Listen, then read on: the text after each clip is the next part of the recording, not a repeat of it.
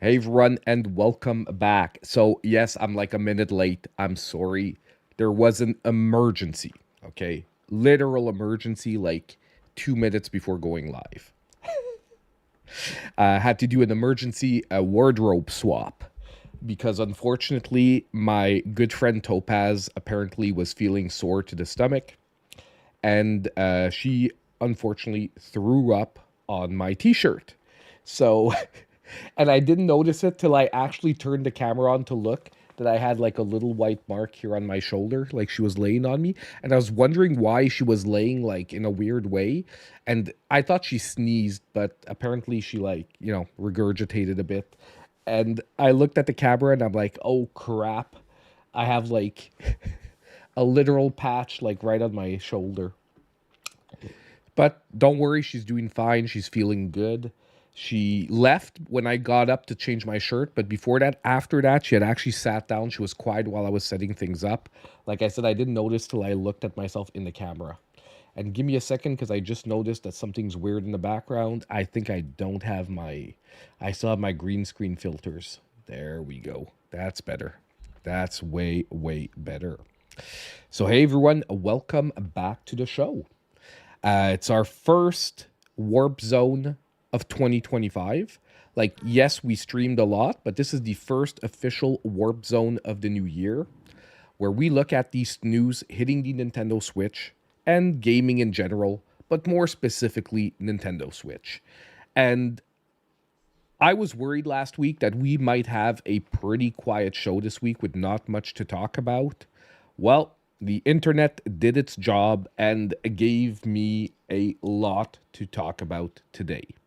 Now, obviously, it's going to be hard because we've been talking so much about the Nintendo Switch 2 over like the past year and a half to 2 years that it's actually crazy to think that now it might actually be the time that we're really going to be getting an official reveal.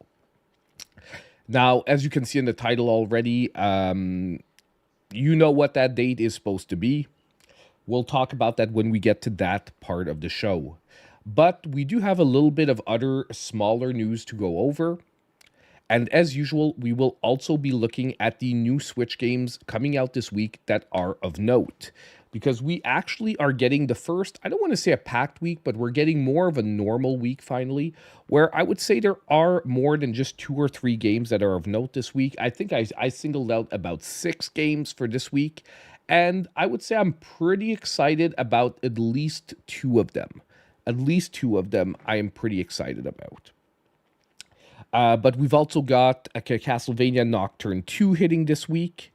We've got, it's basically like the 16th of January just went from, oh, it's just Donkey Kong HD to maybe one of the most important days for Nintendo fans of like the last 3 years. I would say, like, besides the release of Tears of the Kingdom, January 16th of this year is going to be a big day for Nintendo Switch fans, you know, going forward.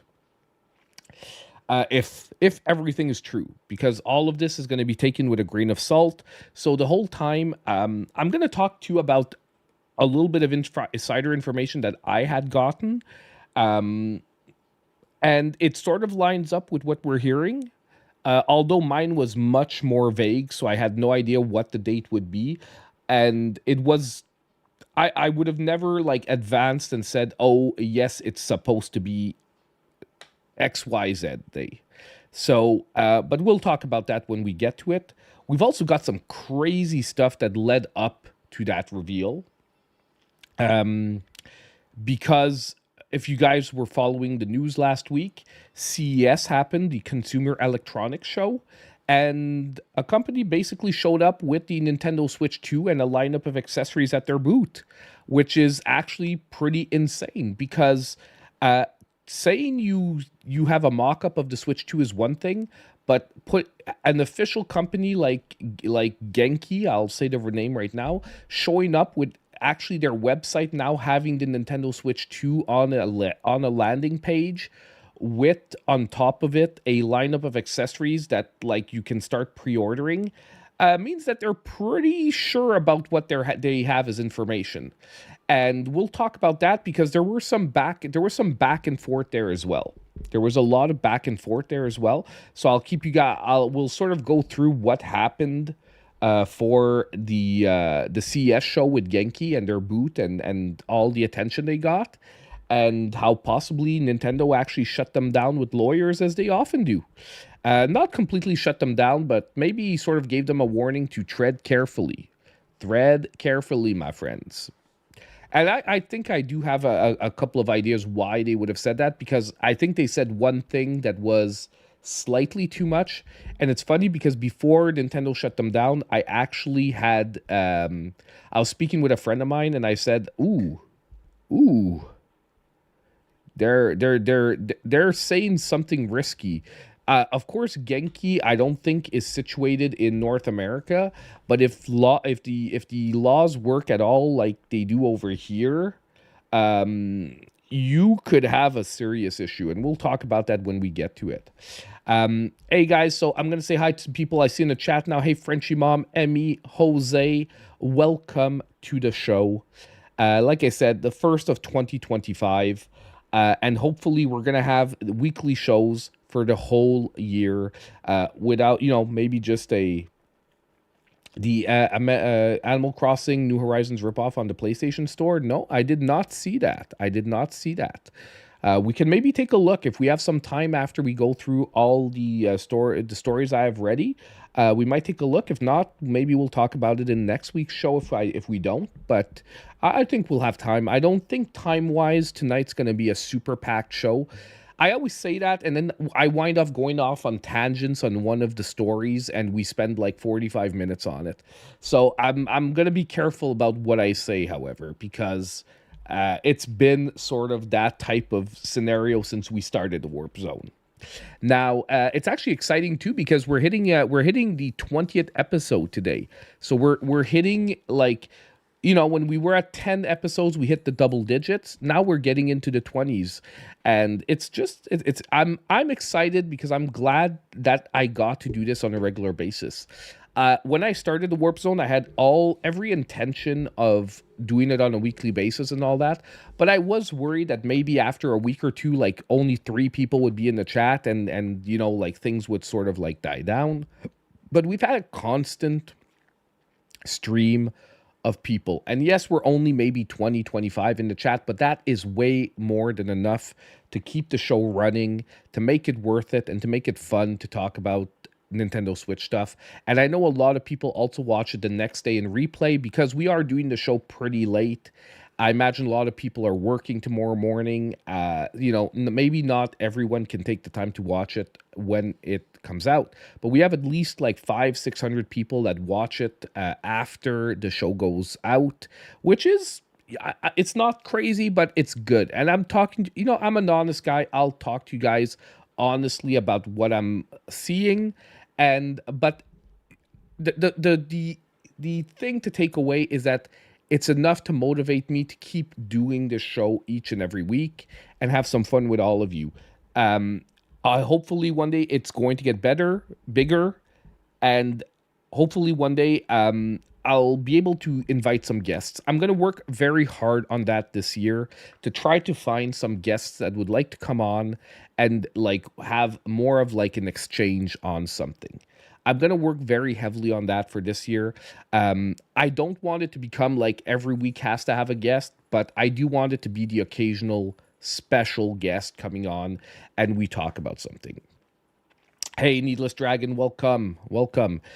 Alex from Switch Up would be great. I talked about it before. The only thing is hooking up time zones is a little rough because Alex is in such a different time zone right now. But I do have a couple of creators that I've singled out that I really like their content and I really like their style, and I think it could be some really interesting chats, because obviously I want someone that we're gonna be able to have some interesting viewpoints, some contradictory viewpoints without it going off the reservation too much. But I think I have a few ideas.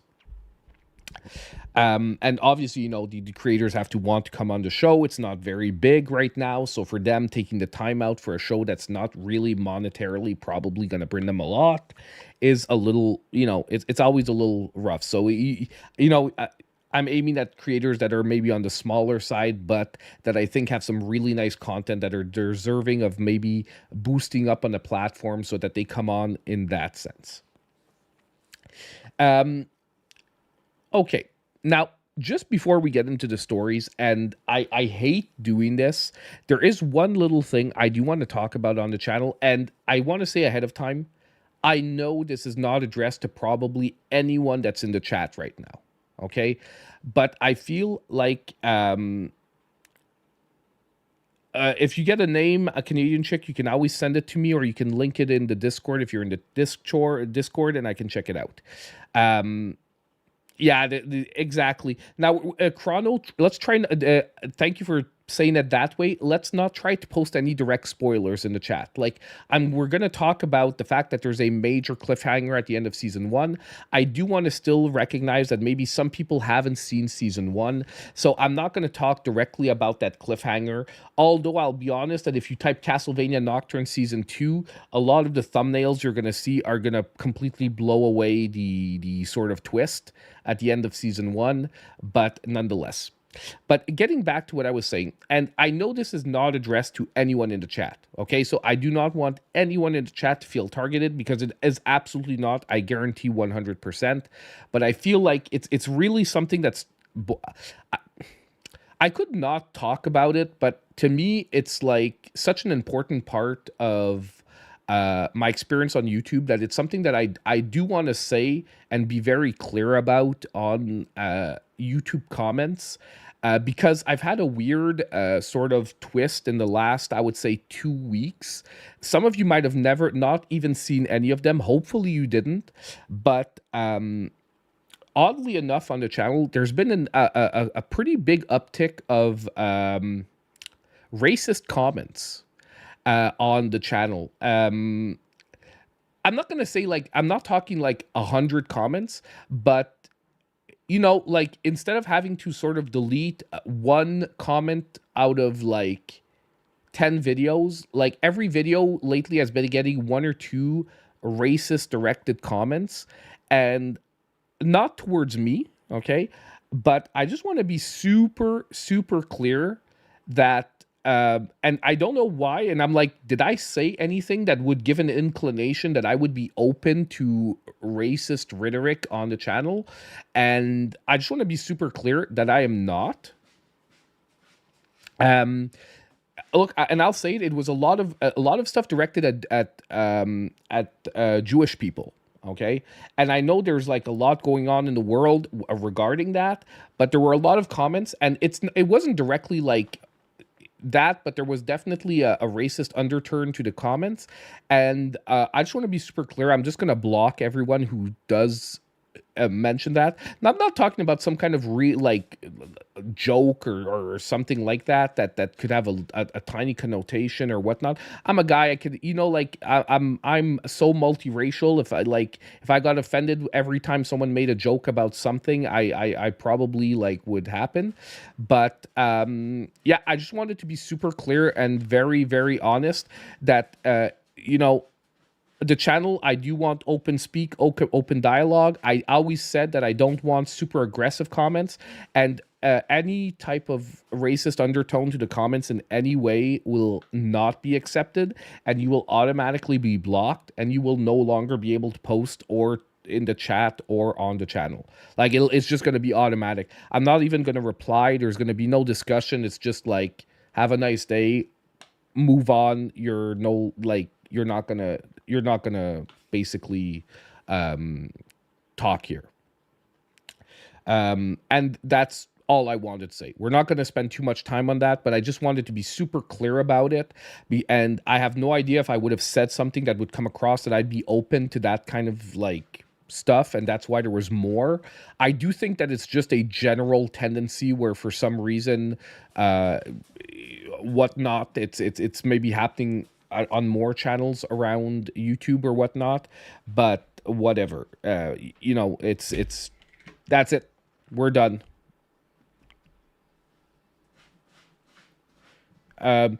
He says he's in Toronto, but he sounds French Canadian. Josh Gaming Garden. Yeah, but I mean, maybe he, oh, you used my NordVPN code. Awesome, man. Thank you so much, Champ Dancer. That is really appreciated. Really, really appreciated. Awesome stuff, man. Thank you so much. But yeah, so I'll check it out, Canadian chick. I'll check out. I'll check it out, and I'll see. Maybe we can get him on, and we can talk about something or whatnot. If there are any creators in the chat that do make videos regarding stuff that we talk about on the channel, I would say one of the best ways to reach out is the email on the channel if you do want to, or you can reach out on my Twitter. I would say if you want to message me on Twitter, my messaging is open, so you can message me and we can chat there and see what could work. So I do want to say it. Awesome, man. Very appreciated. Very appreciated. So now that awesome, unfortunate part is done, it's done. We're not going to talk about it anymore. But I felt like I had to mention it because it's like, yeah. Oh yeah, we beat the Capitals last week. I know, man. I was super excited, and we got an extra point against who was it that we played on? After that, we played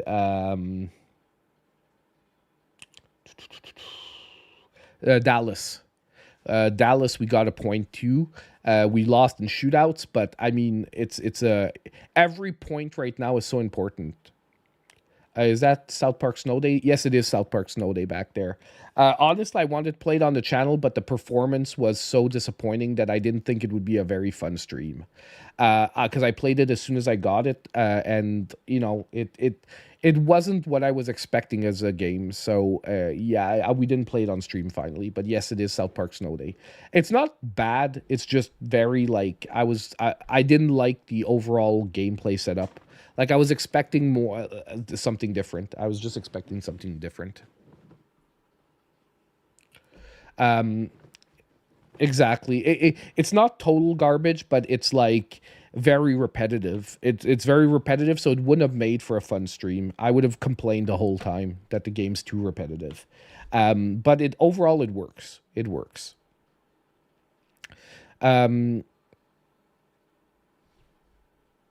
Exactly. You took the words out of my mouth, Champ Dancer. It's exactly that. However, the performance on the Switch does take a serious hit. Like, honestly, it's one of those games that I would have said, like, if you can play it on other consoles, we are going to. And there's actually a game that we need to try to see if it's fixed. I really liked last week trying Last Fate and finding out that it was fixed. So I want to do that a little bit more often. And basically, we're going to.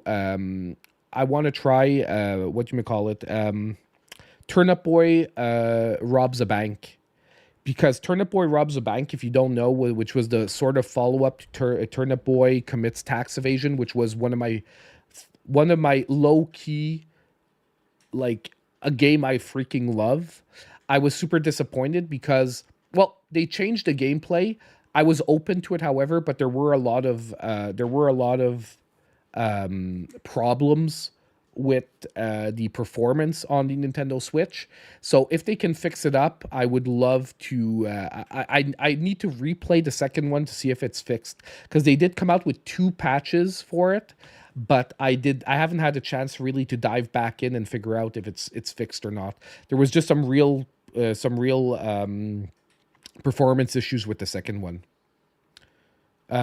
Yeah, they basically turned it into a twin stick shooter, like with slight roguelike elements.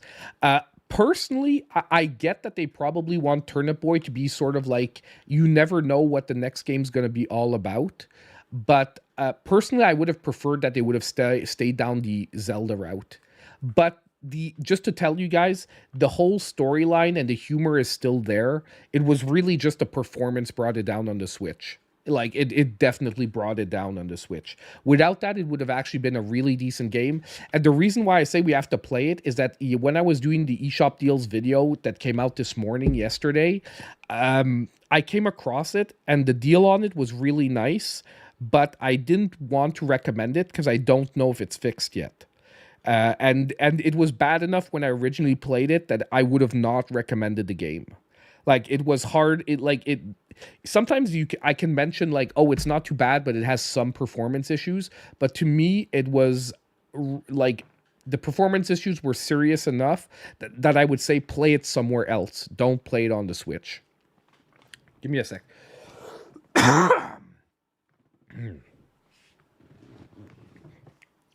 They made it better, but it's still not the best place to play it for it. Canadian Chick is asking if Another Crab's Treasure is better. It is definitely better on the Switch by a lot, but it's still. I still would recommend number one playing it in docked mode, and it's just when you actually see it on the other consoles, you realize how much you're missing out on. Okay, and I hate saying that about a Switch game, and I have no problem when it's lower performance but still on the same level.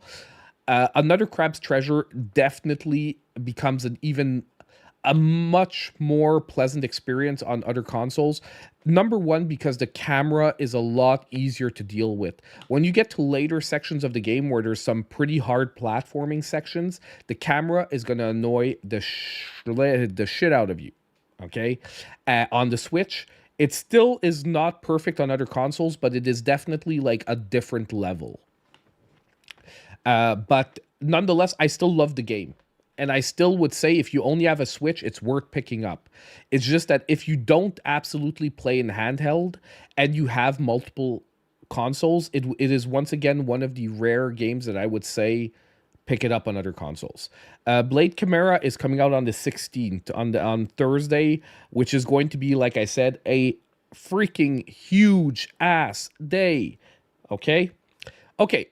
I think we've chatted enough. It's time to start with the stories. Because like I said the show's not going to be too long. And it's already been like 24 minutes and we haven't even talked about one story yet. So we're going to start with the smaller stuff. And obviously I didn't have the display capture on. We're going to start with Castlevania Season 2 Castlevania Nocturne Season 2. Now, I would love to play the trailer for you guys, but last time it took me a month fighting with Netflix for them to basically unlock the stream, okay? Because they locked it for copyright reasons, and it took me a month of back and forth to say that it was fair use and that I could talk about the trailer and blah, blah, blah. I'm not going through that again, so unfortunately, yes, I'm using a still image. But I do want to talk. Castlevania Season 2 of Nocturne is hitting on the 16th. Now, I actually really liked Nocturne. I did not like it as much as the original Castlevania series.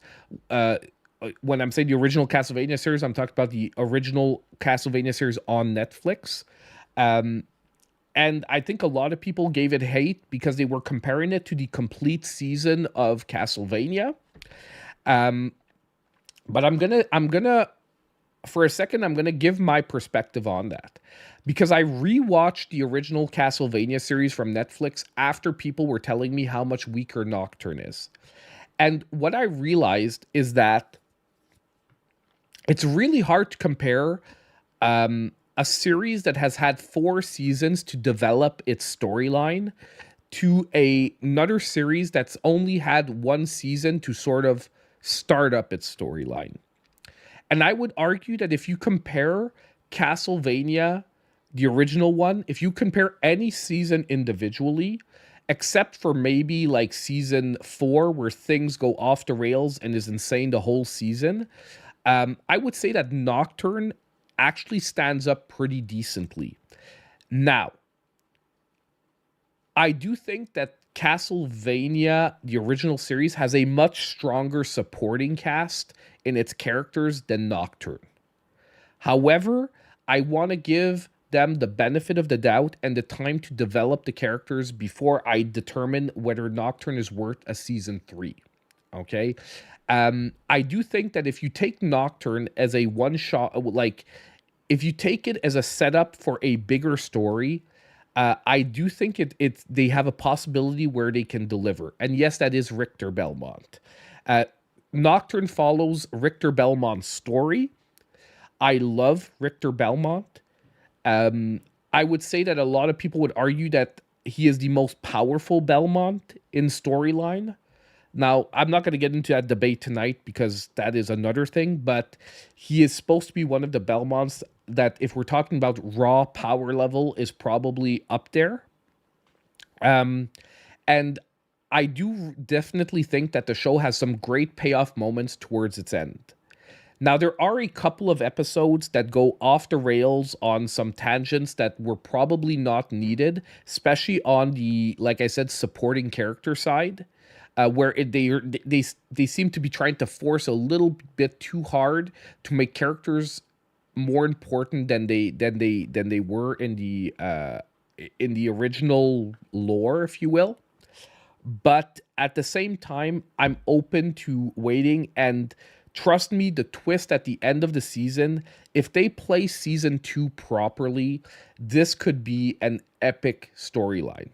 Now, I am worried. I am worried because it could take a bad turn as well. But if you watch, and I don't want to mistake myself, like season 3 of the original Castlevania series, it was like the whole series where they're following the war that the vampires are doing throughout the lands. That one was, honestly, if you're looking at, like, to me, it was a stinker. Like, it was actually a really bad season and almost made me get off of Castlevania. Okay, that I think it's season 3. I'm trying to remember, but I did this when Nocturne came out, so it's like we're talking like 7-8 months ago. Whatever the season is where the vampires are sort of going off and doing their wars in the different parts of the worlds individually, and you hardly see any of the main characters, and you're following mostly the vampires and all that. To me, that season, if you take it on its own, is a bigger stink, like is probably a lot worse than anything else. However, you see the necessity of that season for the payoff in season 4. In the final season, you see the payoff of everything they set up in that season. And to me, Nocturne has that sort of feeling to it. They sacrificed a lot of the storylines to set up a better second season. But we will see if I am right or not. But I would definitely say that if you are a gaming fan, if you like anime style shows, do not sleep on Nocturne Season 2. There is a very high potential there. Now, obviously, this could take a turn where the season ends up being bad and all this is for naught, but I have confidence that there is a potential there. So I would say before discounting it, take the time. And the good news is you still have 3 days to catch up on season 1 if you haven't. The show's, it's very digestible in 3 days, I would say. I think there's like 8 episodes, if I'm not mistaken, somewhere 8 or 10 episodes. Very digestible of 2 or 3 episodes a day. Like they're not hours, they're not hour-long episodes. I think they're like maybe between 25 and 40 minutes each.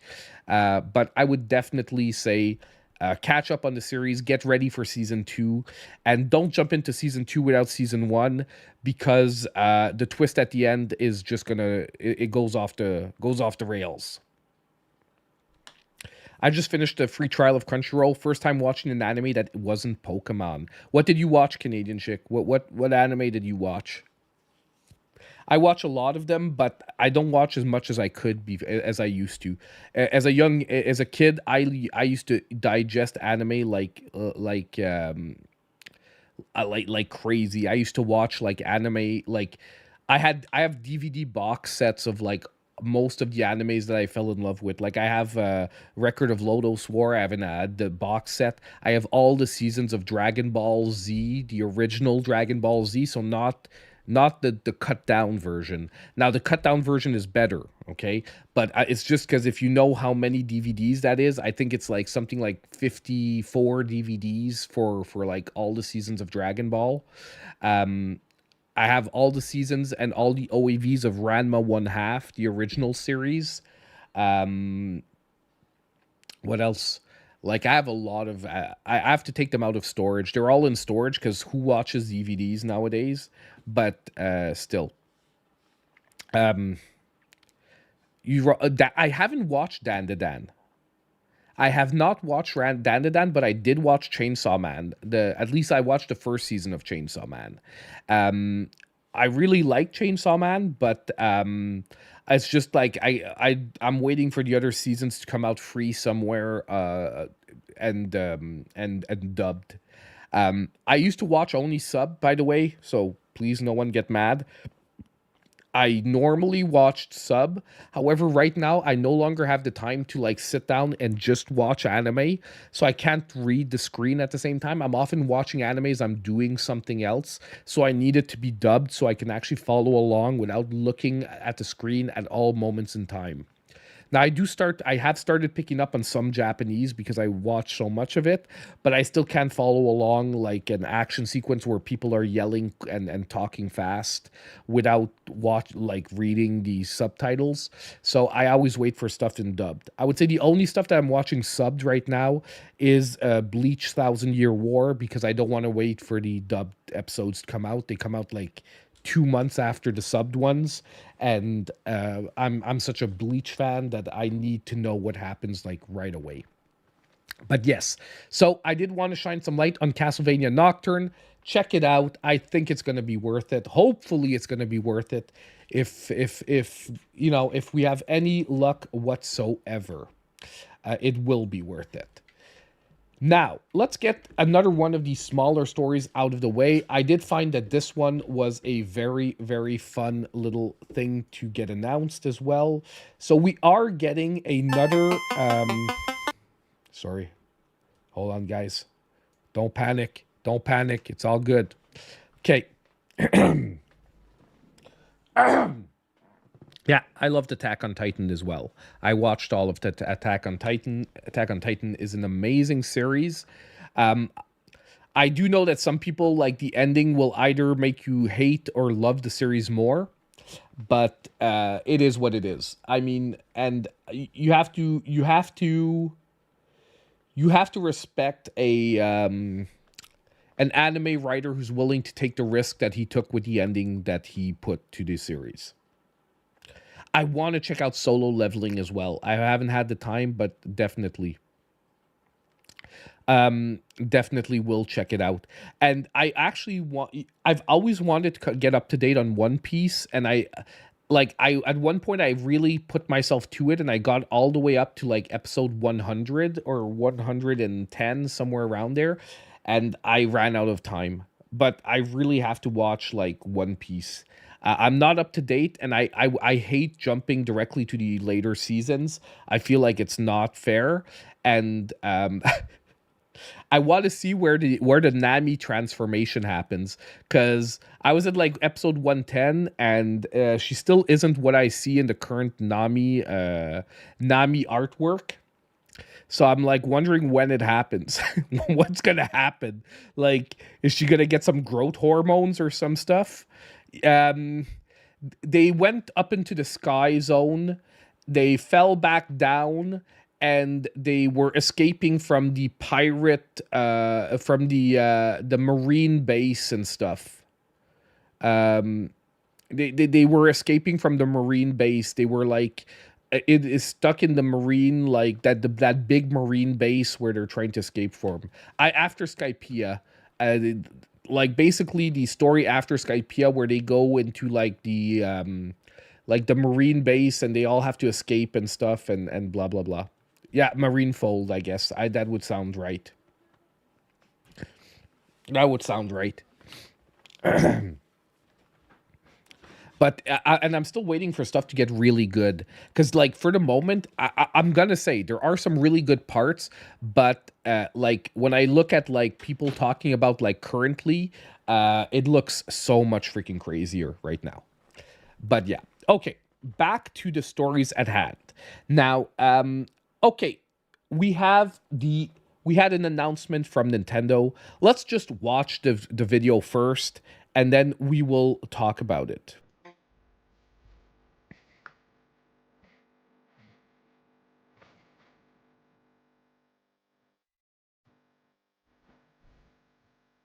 And that is pretty much it. I mean, we get some more music, but yes, people, we are apparently getting a Lego Game Boy. And I'm actually super excited about this because I always wanted like the Lego NES, but then I realized that I have no space for like a Lego NES in any of my displays. And I've stopped buying most Lego sets because I have no room left. And I don't want the same thing to happen with my action figures where I end up having to box everything up and basically no longer have any room for anything. So till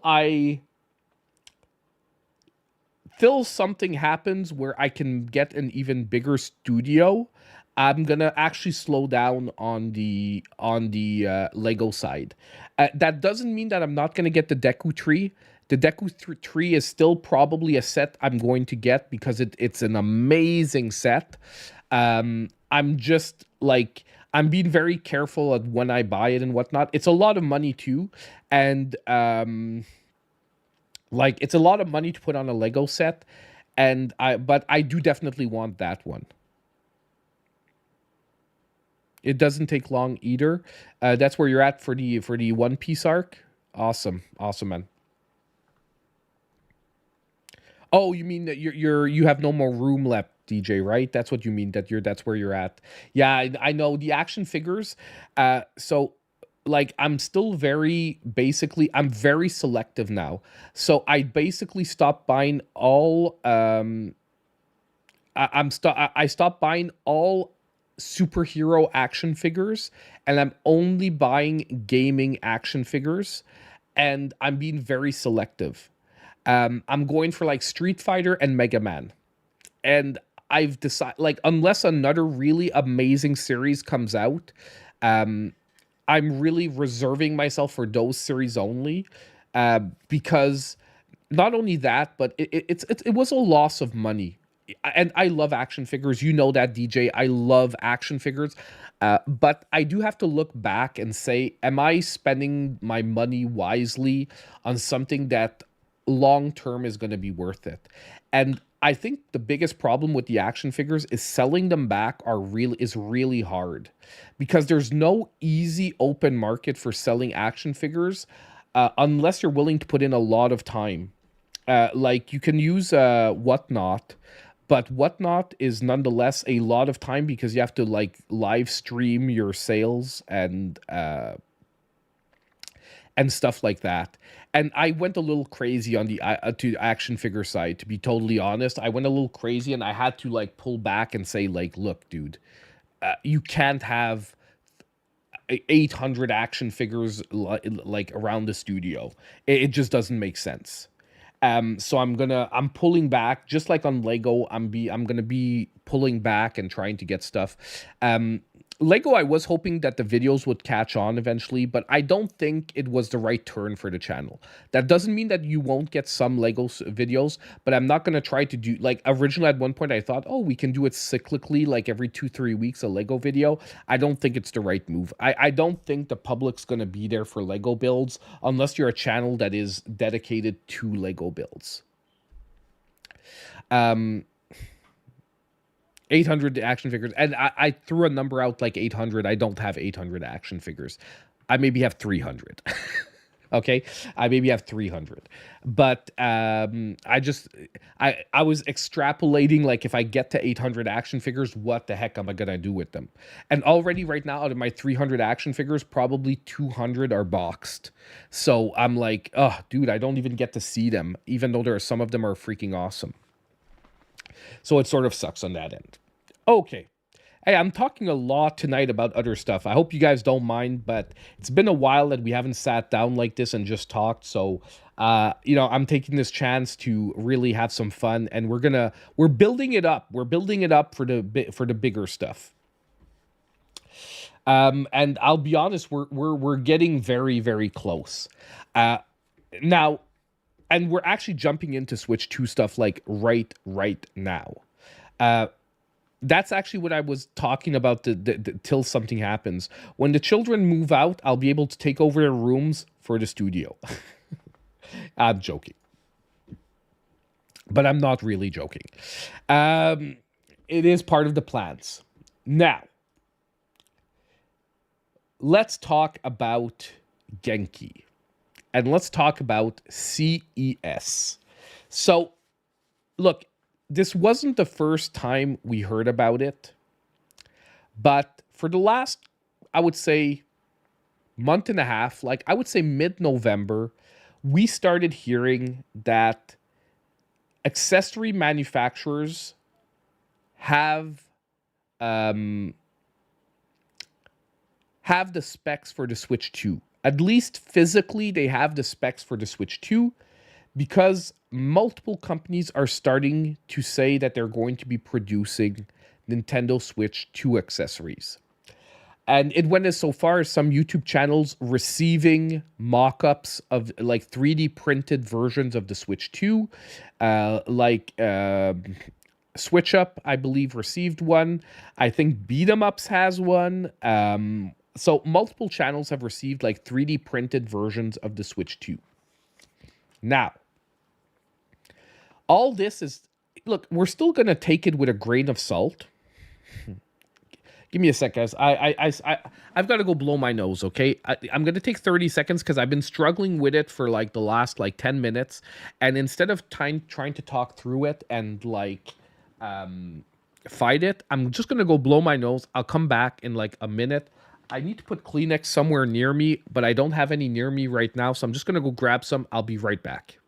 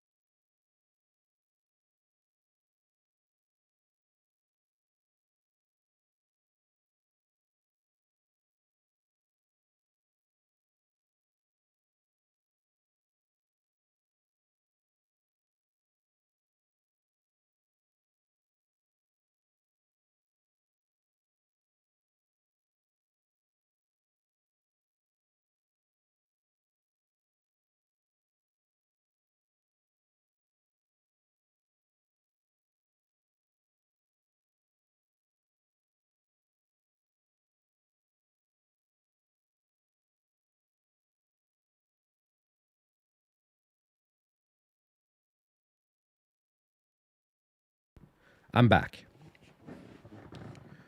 Okay. So, getting back to it. Okay.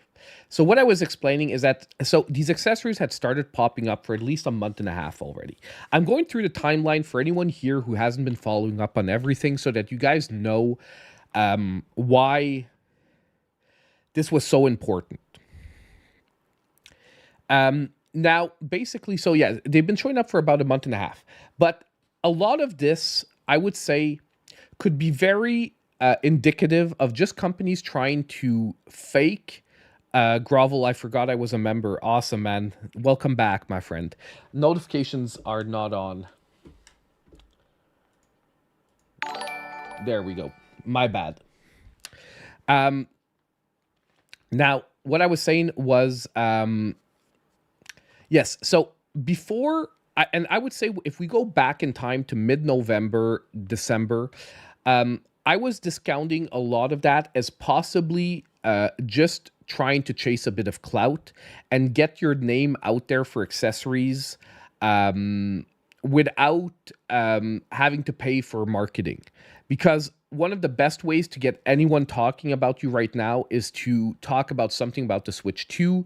We've seen game trailers say that their games are releasing on Switch 2 or Switch family systems, and a game that no one would have talked about all of a sudden is in every every news outlet talking about gaming just because they said that it might be on the Switch 2.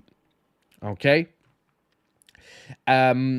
And basically, so it was very hard to take it 100% seriously because you always have that one possibility where they might have little bits of information, but they don't have any serious information because of the fact that simply the Switch 2 is the easy way to get everyone talking about your product, your name, your company, or whatnot. We'll be talking about that grovel. Man, you're getting ahead of ourselves. I had that on the list, bro. Don't worry. Don't worry. Now, basically, then, but what pushed it to a different level is what happened at CES. So CES is a consumer electronics show.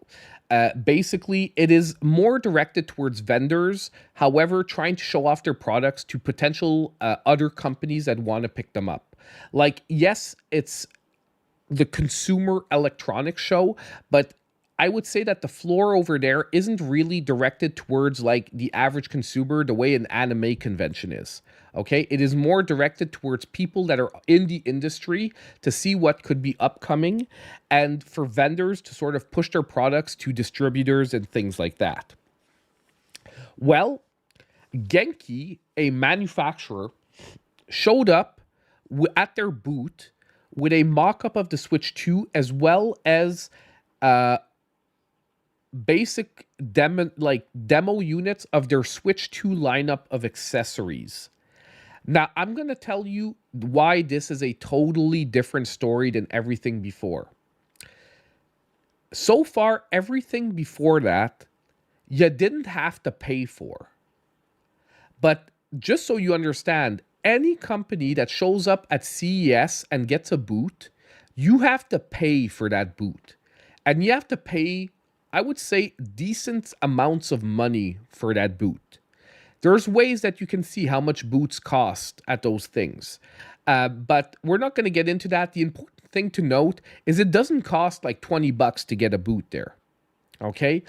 So if you are paying for a booth at CES, everything you put in that booth is a use of that money and is a use of that space. And you are not going to put anything useless in that booth. Okay? You're not, for a meme, going to put something there that isn't going to further your company or your products. So basically, this is one of these manufacturers putting their money where their mouth is. Okay? And that's where, to me, it pushes it to a different level. Because if you show up at CES with Nintendo Switch 2 accessories in your booth, that means that you are definitely pretty solid around this being the actual Switch 2 stuff and specs. Now, at first, they were saying that they had all the dimensions and they had a mock-up model of the Switch 2. And that's how they were launching these accessories.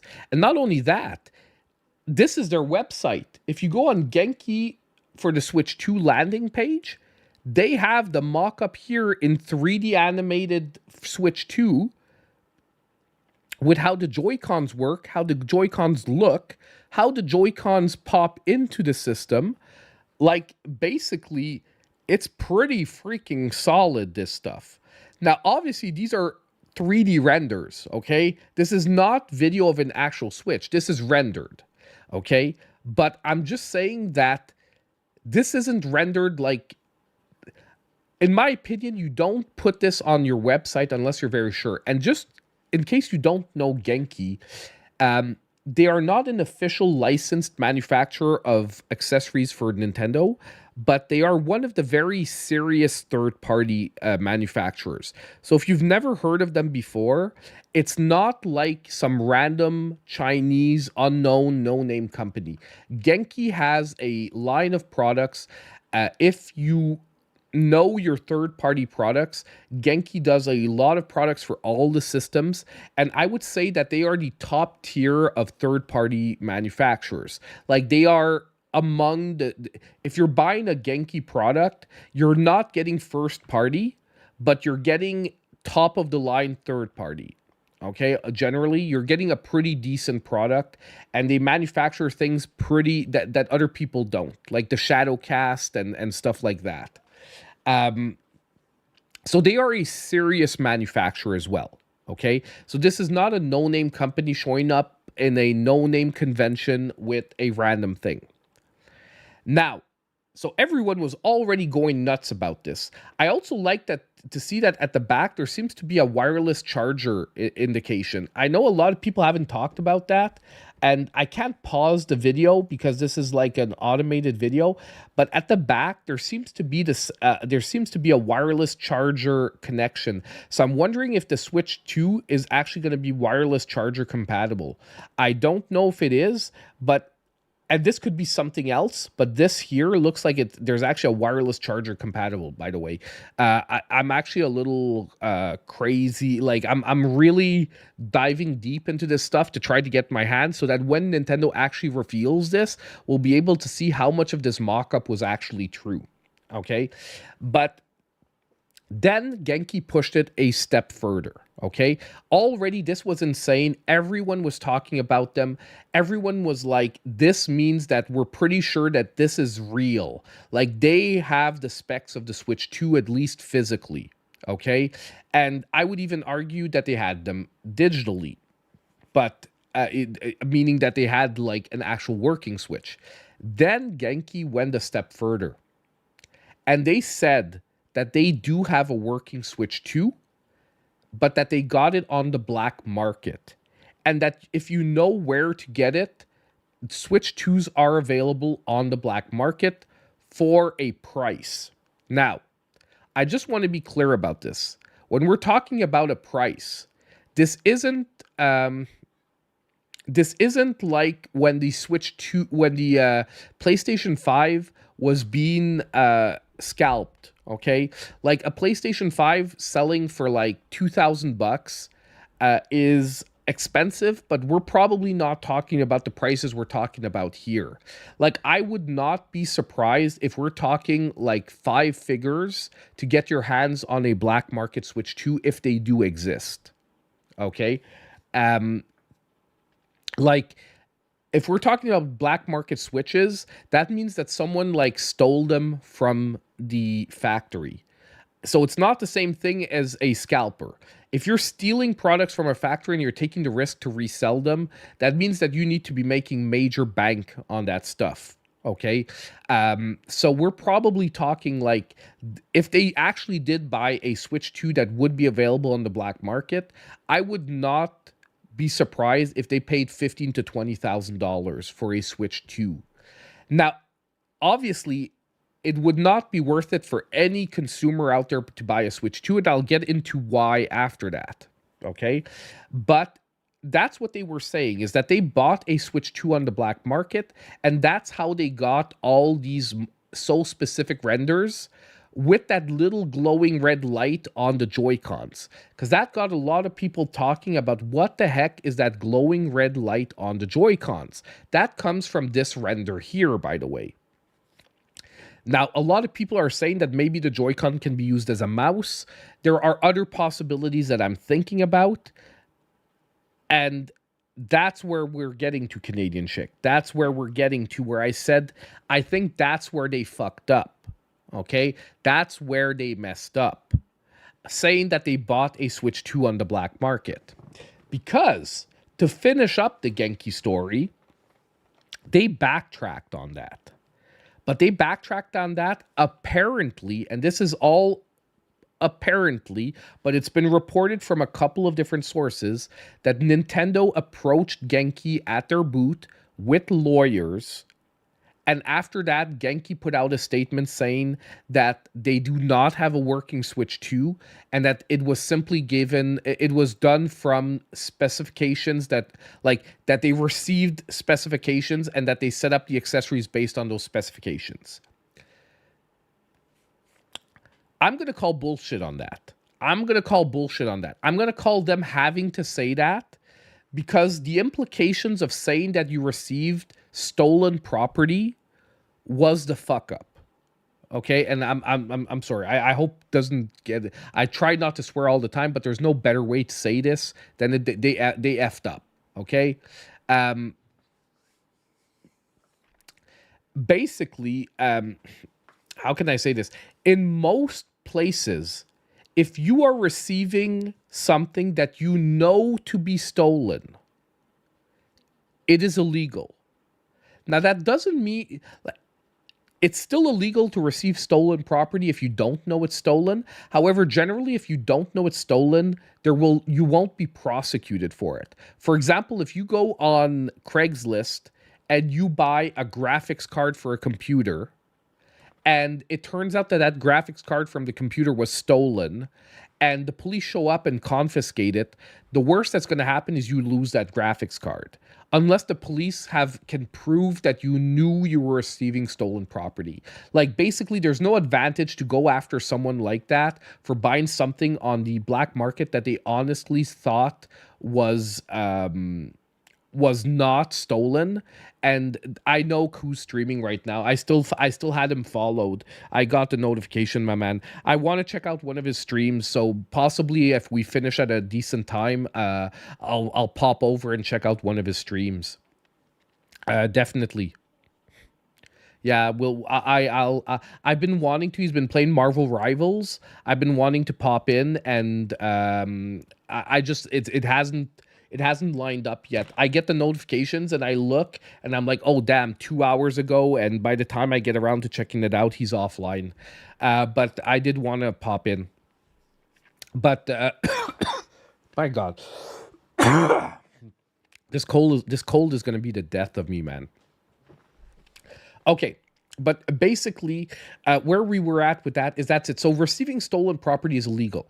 Now, the only thing is that what probably Nintendo's lawyers reminded them is that currently, if Nintendo did not give you the Switch 2, there is no way you could not know that this was illegally obtained. Do you understand what I mean by that? Is that there's no way you can defend yourself in saying, oh, I didn't know it was stolen, because currently, if you're not getting a Switch 2 directly from Nintendo or from a PR company directly representing Nintendo, you have to know that you're getting something that's stolen. Okay? Like, if it's stolen, there's degrees of stealing, but there's no way that this was obtained legally and validly. Okay? And even if the person you received it from isn't the one who stole it originally, you have to know that probably the person who gave it to them stole it from somewhere else. You understand? Like, there can be multiple levels of this, but either way, it remains that you're receiving stolen property, which theoretically, in most places in the world, is illegal. Okay? It's to prevent people from being able to profit from stealing what someone else. You understand? Like, it's to prevent, like, basically, it's to make it very hard on people that are trying to fence stuff. Where if you're fencing stuff that you know to be stolen, well, you can have consequences. Now, I did see a lot of people, however, say that saying that well, I have a crazy idea about what that sensor could be. I have a crazy idea of what that sensor could be that I haven't heard anyone talk about lately. But I'm gonna talk about it in a second. But basically, so I do think that they had to backtrack simply because the lawyers reminded them, guys, if you stay with the statement that you received stolen property, we're gonna have to do something about it, and we don't want to have to do something about it. So how about you guys just retract the statement, and that's it. But I don't think that they officially. I don't think that they officially don't have a switch. They do have a switch, in my opinion, because, like I said, the IR sensor, there's no way you get that just from specs. Not only that, but I don't know. And I heard arguments out there saying, but if you had a real Switch, why didn't you turn it on and show us playing games? If you do have an illegal Switch, the very last thing you want to do right now is show footage of it actually playing a game. Okay? Not only that, you probably can't connect it to any internet connection because Nintendo is going to know if a Switch 2 comes online. It is guaranteed that right now, if you try to connect a Switch 2 to the eShop or to any of the online connections, you're maybe in trouble. Like, obviously you can run a VPN and all this stuff, but Nintendo's gonna probably block that Switch IP immediately, meaning that your Switch 2 is dead. So who the hell would brick a $20,000, like a console that maybe cost them 15 grand? Do you understand what I mean? Like, to these companies, it is not worth it. We're not talking about some random dude chasing clout on YouTube or something like that. And even YouTube, their video would get demonetized immediately. Like, immediately. And you most likely, like I said, would have legal repercussions because you're receiving stolen property. Okay? And obviously, people who receive early copies of Donkey Kong Country, you can't say it's stolen because a street date isn't legally enforceable in criminal court. It's only legally enforceable possibly in civil court, and it's not worth Nintendo going after you for an early copy of Donkey Kong Country.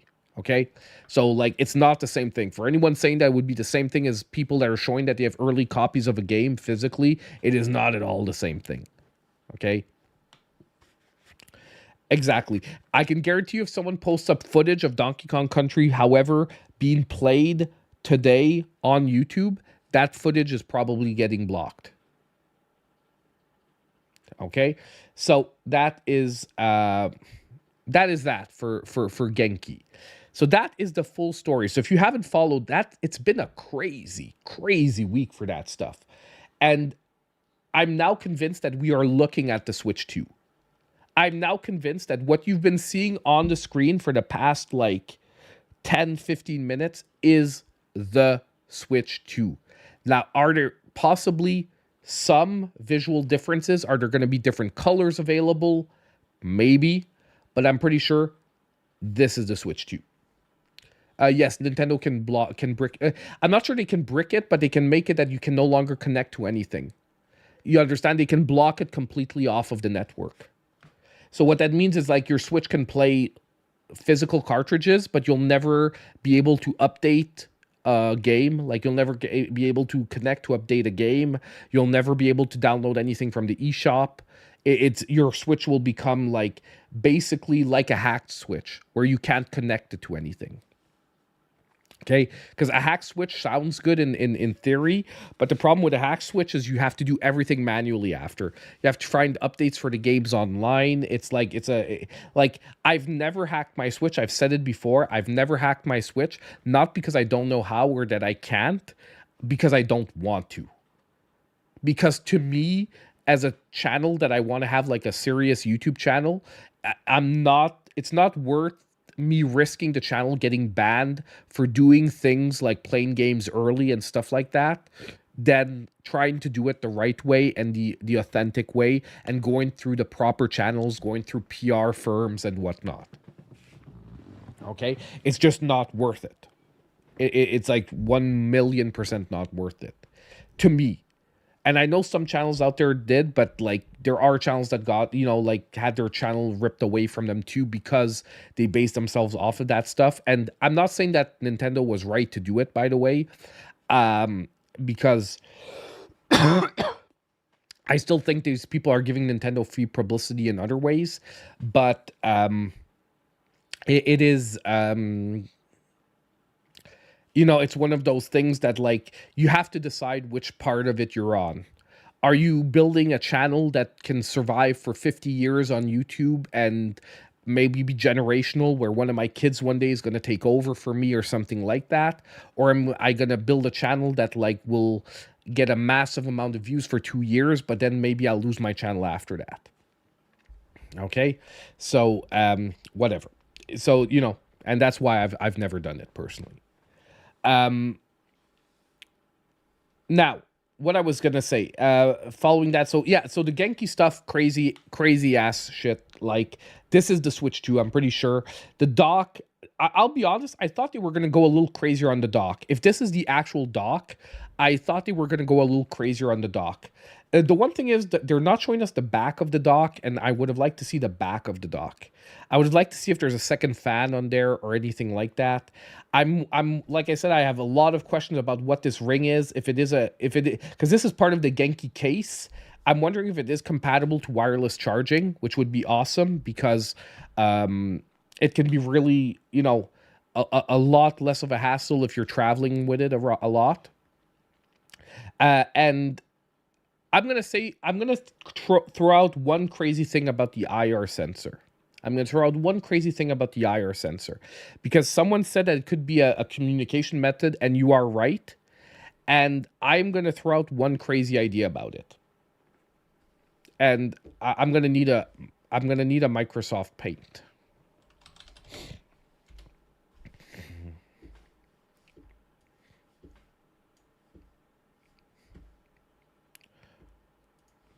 We're gonna draw. Okay. This is my terrible reproduction of a Joy-Con. I'm like looking at it here and I'm like, I need a... Okay, I'm putting a D-pad on it. I know it's maybe not a D-pad. I'm just putting a Joy-Con. Joy-Con. Boom. You can obviously see why I didn't become a graphic artist. You can obviously see where my talents lie. Okay, whatever, okay? Switch cup. Now I have a question. What system do we not have yet on the Nintendo Switch Online service? What are some of the portable systems? I'll be more precise. What are some of the portable systems that we do not yet have on the Nintendo Switch Online service?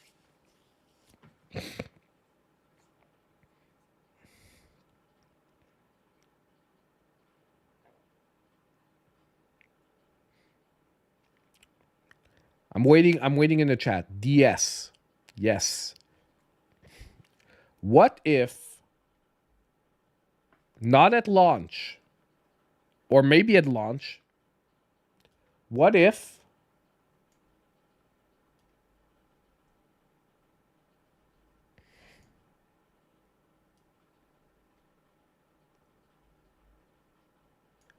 there's a touch screen that you're going to be able to connect the Joy-Cons to? That's going to be your touch screen for DS games. So you can play DS games with a touch screen that connects in between the two Joy-Cons. And this is an accessory that they're going to sell separately for like $100 for people that want to play DS games with a small touchscreen at the bottom. And the IR sensors are needed for the communication because the Joy-Cons are going to actually be the thing that are linking up with the Switch. And the IR sensor is needed for the information transfer to the screen. Now, look, this is very, very, like, I'm just throwing out a crazy idea here. But I've been wondering for a long time how if they want to get 3DS and DS games on the Switch online service, how are they going to do it without integrating a second screen directly into the Switch? And if you think about it, this setup can still be used portably as long as you put the Switch on a stand. Because, like, I know a lot of people are going to be like, yeah, but then you can't use it portably. Well, you can't use it in handheld mode, but you can use it in tabletop mode. And it's sort of like the closest you're going to get to the DS experience without some crazy system where you would have to have like a touch screen on the main screen and break up your screen and whatnot. That could be the second option, however, but then it doesn't work in dock mode. Because if you have to use the actual touchscreen on the Switch itself, it doesn't work in dock mode reversely. And the last thing is that they would have to majorly switch the DS games to not use the touchscreen, but you would have multiple DS games that are based around it so heavily that would become very weird to play. Like, Kirby Canvas Curse. If you don't have a touchscreen, that game just isn't the same thing at all. You know what I mean? It's like not the same thing at all, at all, at all. So it's a crazy idea that I want to throw out there, that IR sensor might simply be a communication method that is required for a possible screen attachment in between the two Joy-Cons. And if you look at the DS screen, they don't have to go with a super high HD crazy screen. They could go with like a 480 by 640 screen, something very cheap that can be produced easily and be very resistant to damage. And I think this could work. I think a setup like that could work. I do hope it's a mouse too. It could be both. Never know. I am so annoyed with this cold, man. I've been like sick for almost like 2.5 weeks now. I don't count myself sick anymore because I'm physically at 95%. Like, I only cough from time to time, and I maybe have a little bit less cardio than I normally do, but by very little. Like, I can still do a full, like, 3-kilometer run in, like, 15 minutes, fine, no problem. So, I'm still, like, I'm still good. It just pushes me way harder than it normally does. I think you're right, Grovel. Let's do it. Tonight is a big night. Ugh. Gotta grab the Xbox fridge.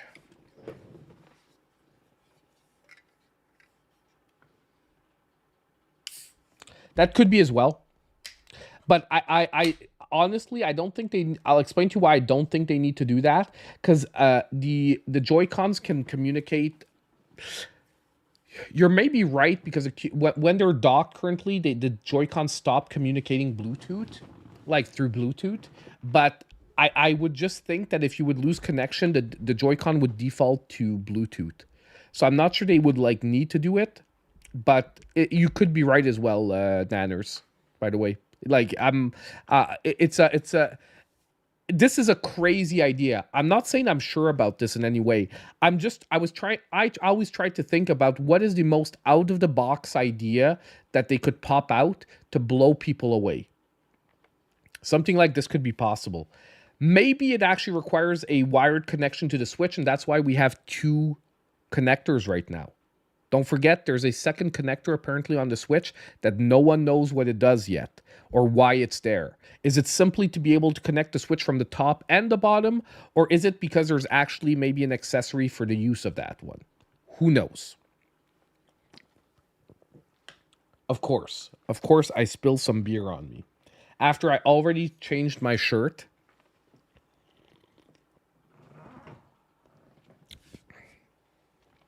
It's not my night for shirts, guys. It's not my night for shirts. Can't drink. Yeah, exactly. It's like the perfect combination of awesome smelling stuff. Look, I love beer, but let's be honest. When beer dries on a shirt or something, not the best smell in the world. Not the best smell in the world. It's just because I'm going to have to clean 2 extra t-shirts for nothing. Topaz, clean up aisle 1. Yeah, no, she doesn't like beer. It's all good. She's actually not. She hasn't come and seen me yet. I'm a little confused. But I saw her upstairs when I went to blow my nose. She was there, so she's fine. Don't worry, she's okay. It's just a little weird that she hasn't come back down yet. Or maybe actually she might be in the room with the girls because they closed their door, so she might be in the room with my daughters.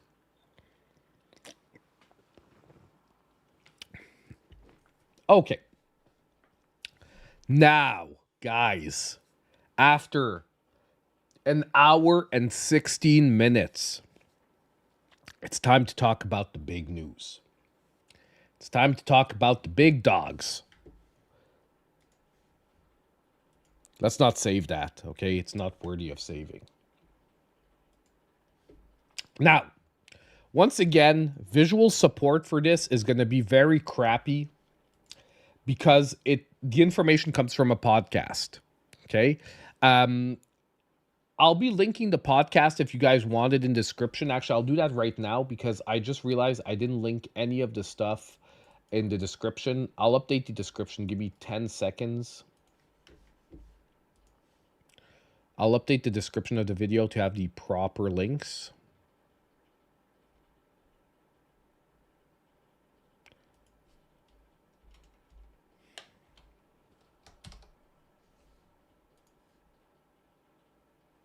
There we go.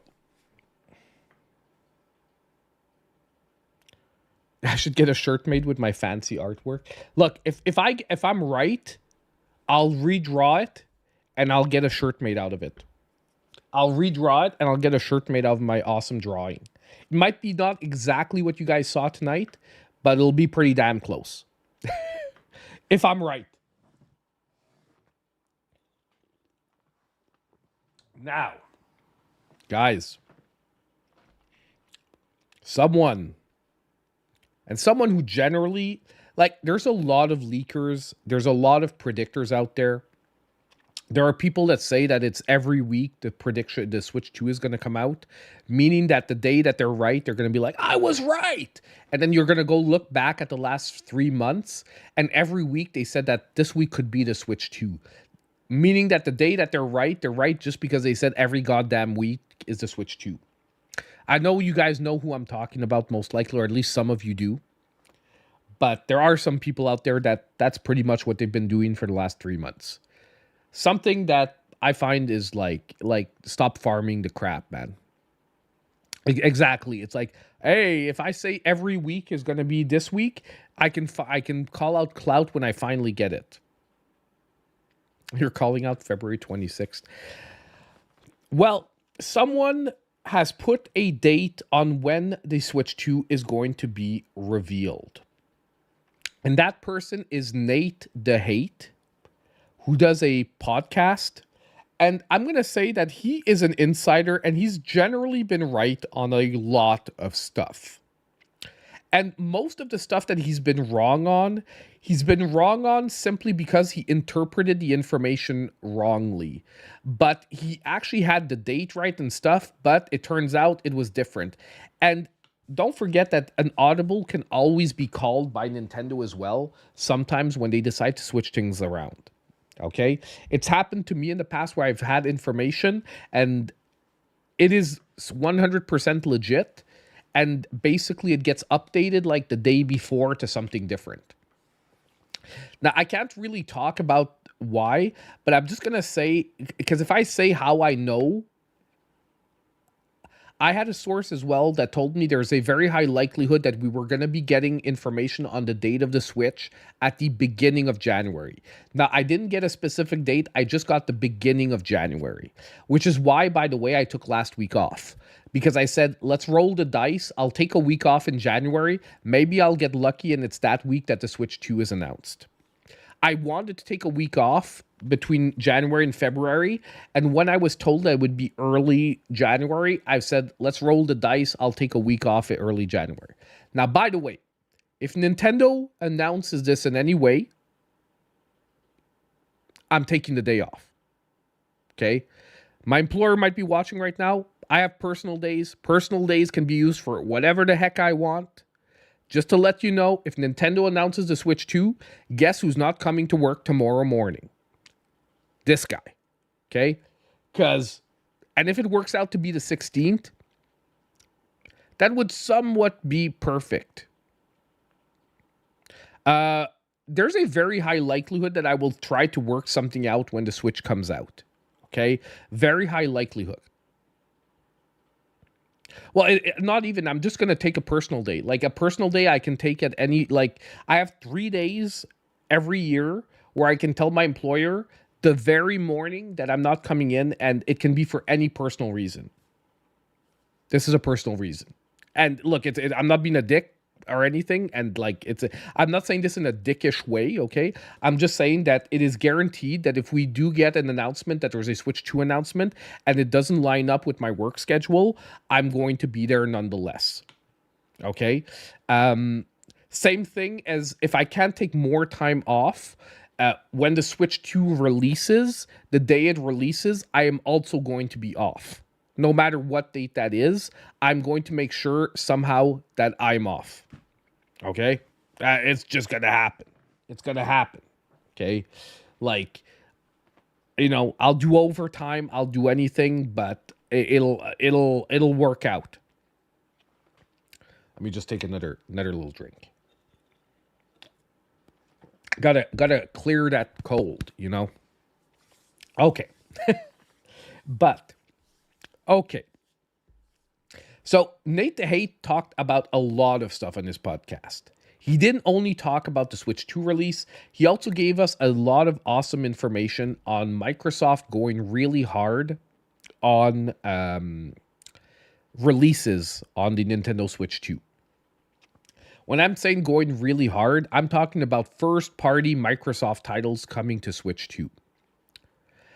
So before we get to the date and talking all about that, just to get your... apparently, this is what he said. Microsoft Flight Simulator 2024. Okay. And the Halo, the Master Chief Collections are both slated for the multi-platform treatment, with each game launching on PlayStation 5 and Nintendo Switch 2. And it was corroborated independently with other sources. So there are multiple people of reputation in the industry that are corroborating that the Halo Master Chief Collection is going to be coming to Switch 2. Guys, the Switch 2 is going to be epic. I'm saying right now. I'm telling you right now. For every hater out there that says it's only going to be about as powerful as a PS4, you're probably right. But a portable PS4, with the magic that they were able to do with the current Switch, that is probably like a Wii almost. Okay? It's going to be epic. Like, I don't think a lot of people realize that some amazing games came out on the PS4, and having access to them in a portable format with DLSS, to upscale it to like 4K possibly, even 1440p maybe, we'll see, is going to be a game changer.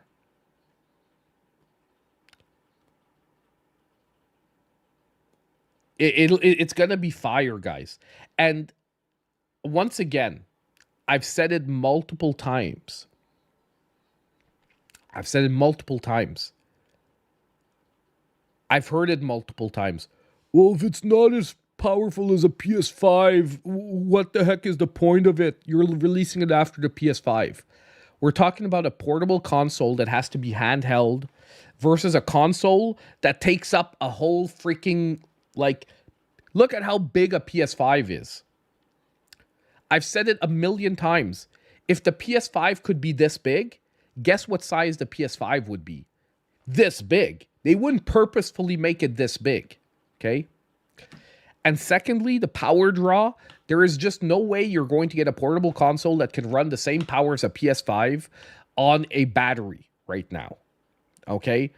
Like, if you plug in the size of a battery that the Switch has into a PS5, it's gonna probably run for 35 minutes. Maybe not even probably. Okay.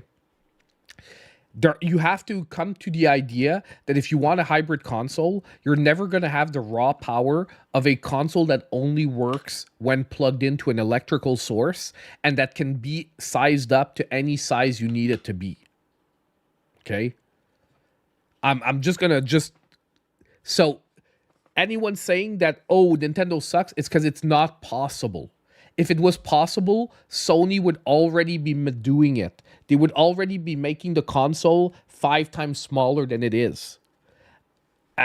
So you just can't make a console that's as powerful as a PS5 that will fit in handheld, be able to eliminate the heat that it needs to dissipate to run at that power level, and to have a battery big enough so that the power draw doesn't run the system dead in 20 minutes.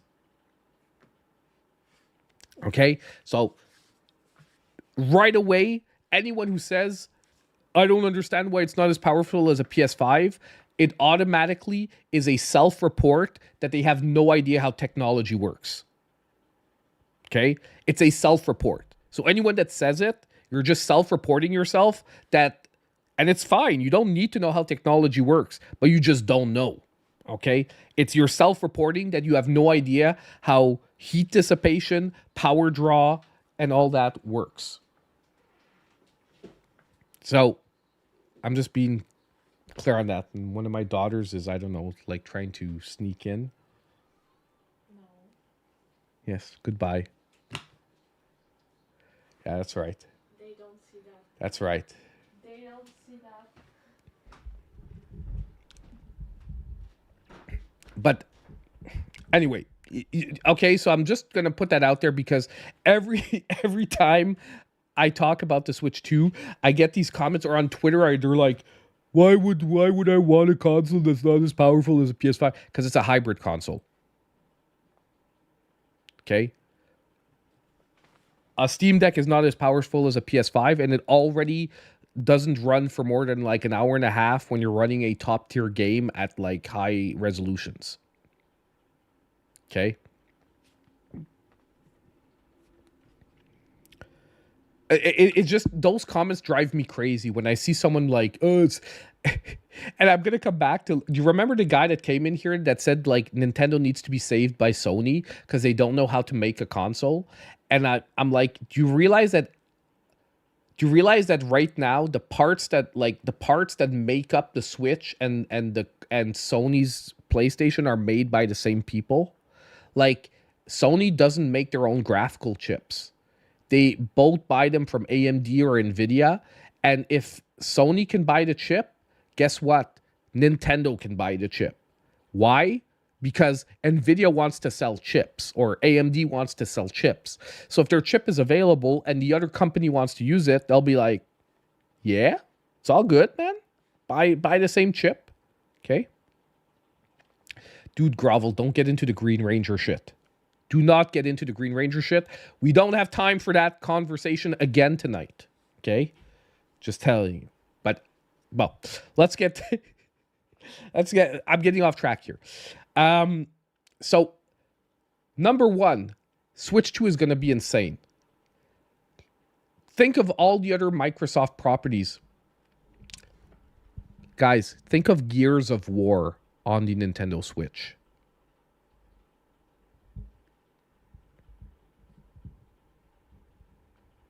Just a moment of silence. Think about it.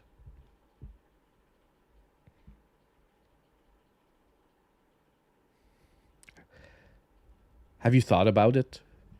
It's going to be amazing. Not only that, Elden Ring on the Switch. Microsoft already also said that they're going to be also releasing upgrade packs for their existing games on Switch 1 to run better on Switch 2. Now, if you guys were here on Friday, what did I talk about? Multiple companies are going to have to release patches for their games to run better on Switch 2. Most games are not just going to by themselves run better on Switch 2. Microsoft also committed to releasing patches for their existing Microsoft properties on Switch 1 to run even better on Switch 2. That would be insane. Bloodborne remake on Switch, but that's Sony. That's going to be rougher. Okay?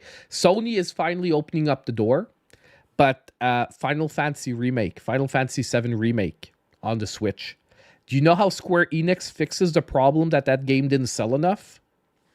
You release it on the Switch, where probably the biggest Final Fantasy community is still here. Okay? Look, I think that people don't realize that just having a console that is the power of the PS4 is going to bring so many awesome game possibilities to us that it's going to be freaking crazy. But the biggest revelation that Nate the Hate did on his podcast was not talking about Microsoft properties possibly coming to the Nintendo Switch 2. And give me a second, I've got to skip some ads because ads are about to come, and I'm not going to have anyone sit through ads right now. So you guys get a free pass, okay? No, I'm joking, but it's just like we're getting to an important moment of the stream. I wouldn't want like someone getting cut off by an ad.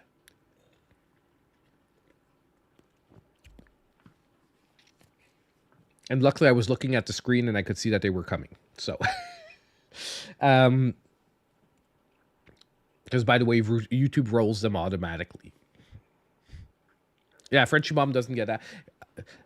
If you're subbed, I think if you're subbed, you don't get ads, right? I think. I'm not sure. I can't guarantee. I don't know if it works like that on YouTube as well. Or maybe it's just because you're using an ad blocker. But one or the other. Now, Nate the Hate committed to saying that the Switch 2 will be revealed on the 16th. That it's going to be revealed this Thursday. Yes, you heard it right. We are going to be introduced to the hardware of the Nintendo Switch 2 on Thursday. Now, I hope it does happen. Because we need to have this thing revealed. Like, the leaks and the stuff are just so crazy and so stupid that myself, even being a YouTuber about the Switch, I just can't hear about them anymore. I'm fed up. I'm like, just Nintendo, tell us when this is coming out so I have to stop seeing the same freaking thumbnails over and over again of some dude saying it's going to be this week. Okay? Dude, that's what I said. If Nintendo announces anything that could sound like it's Switch 2 this week, I am streaming. I'm here. And do you know how perfect it would be if it would be the 16th? We could do a full day of Donkey Kong Country and then streaming the Nintendo Switch 2 announcement. Like, basically, I would get up early, go pick up my physical copy of Donkey Kong Country HD Returns, or Donkey Kong Country Returns HD. We would be playing the game till the stream comes, till the direct or the announcement comes up. We would watch the announcement, and we would then stream the game after that. I know it feels so perfect once, Kilos, that I'm of the same agreement as you. I'm like, they're going to F it up for me. Right now, I'm super excited. You know how I'm like, dude, Thursday's going to be epic. But I feel it's going to be so epic that I feel like God's not going to give it to me. And I'm, you know, like God, whether you believe in God or not, it's like an expression, okay? I'm not like I have nothing against religion, but I'm like not a super religious person. It's just like an expression. I'm like, the universe is not going to give me that perfect day of like getting up, grabbing Donkey Kong Country Returns, which by the way is one of my favorite Donkey Kong countries. I still have it on the 3DS. And like playing a game, epic reveal, and then playing more game. I almost want to cry because I'm so sure it's not going to happen, but I hope it's going to happen. But yes, that is it, guys. Apparently, the 16th we will know. Do you realize we are now the 14th? Because well, at least for me in my time zone, I am now the 14th. This is, for me right now, it's in 2 days. In 2 days, we might know what the Switch 2 actually is. And if God is good, or if the universe is good, we might actually have a release date. Now, a lot of people are talking about May and June. Apparently, some retailers or distributors or whatnot have said that they're getting ready for May, June, which honestly would be an interesting time to release the console. And I'll be honest with you guys right now. I don't think Nintendo has to worry at all about holiday season, not holiday season. I think they can release this thing at any time and it's going to be an amazing seller on the holidays.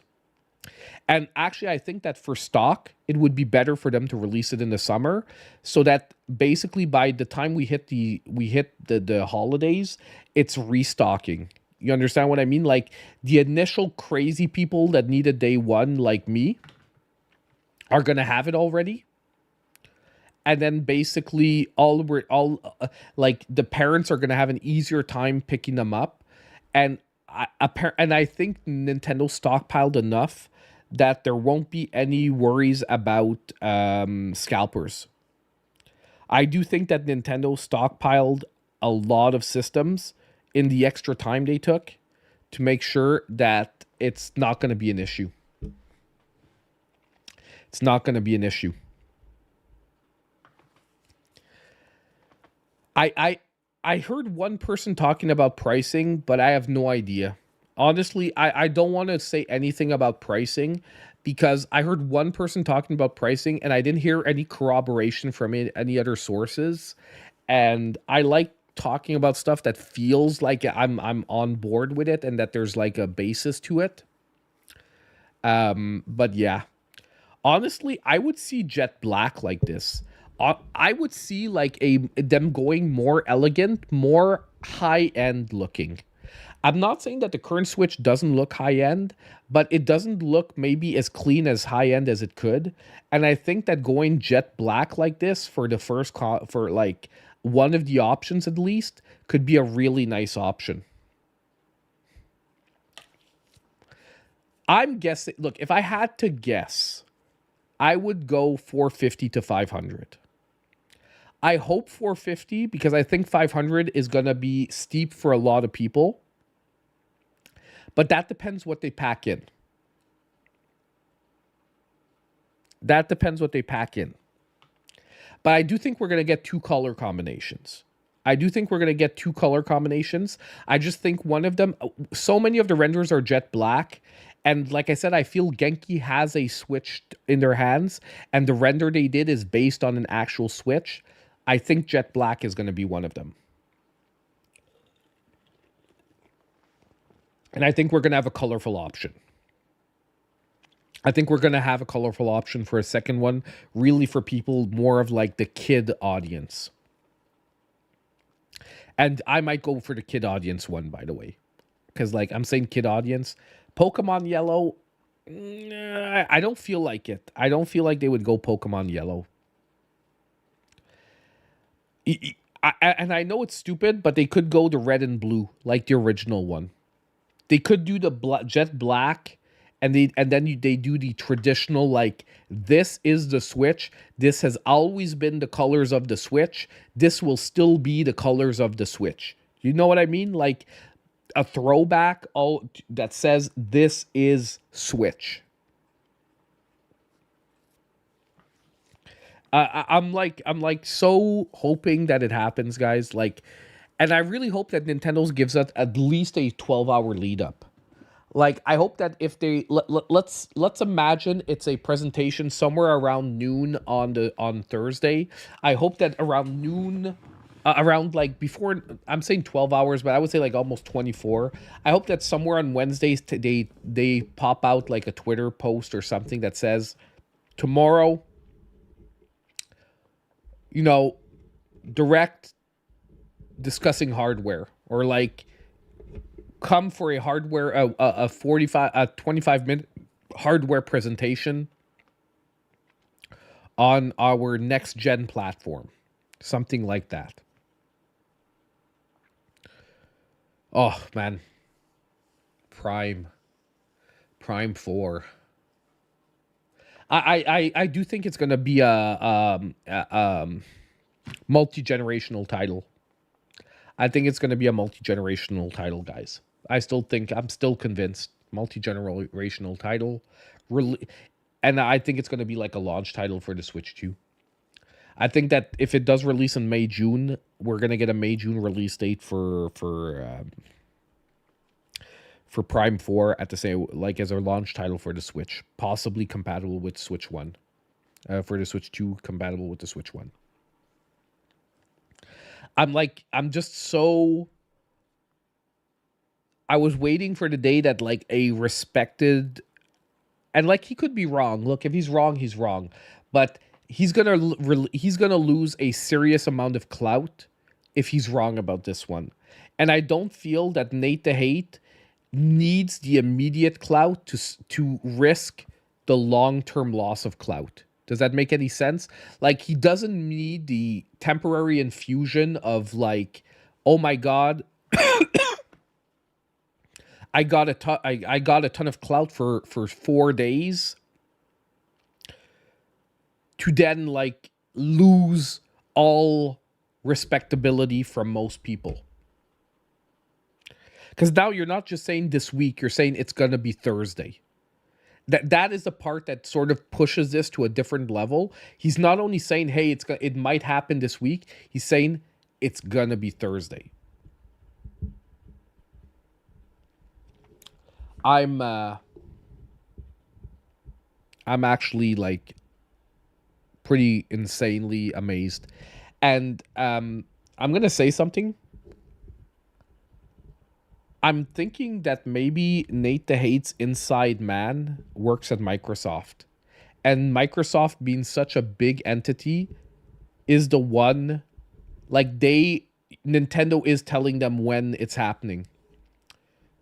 You know what I mean? So that they can calibrate like the announcement for the Halo Master Chief Collection.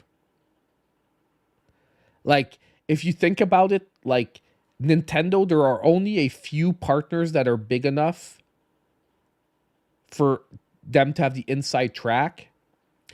And them talking about like the projects for Microsoft at the same time as this, I feel like the insider that Nate has in his pocket might work for Microsoft. And the reason he's so sure is that Nintendo, like, whether you think there's a war not happening, Microsoft is too much now of a big partner for Nintendo for them to piss them off by changing the date after that. Do you have a link, Canadian chick? Do you have a link for someone talking about it? So I don't need to or like a link to the page or something. We can take a look at it now that we've gotten through this, and we only have like the games left, and there's only about 6. So yeah, we could take like a 10-15 minutes to take a look at that. Like I can search, but like Sony Animal Crossing New Horizon ACNH. Rip off.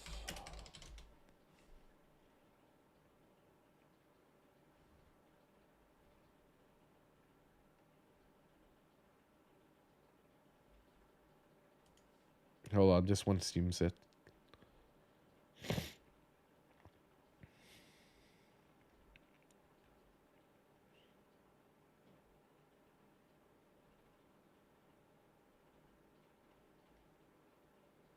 Anime Life Sim.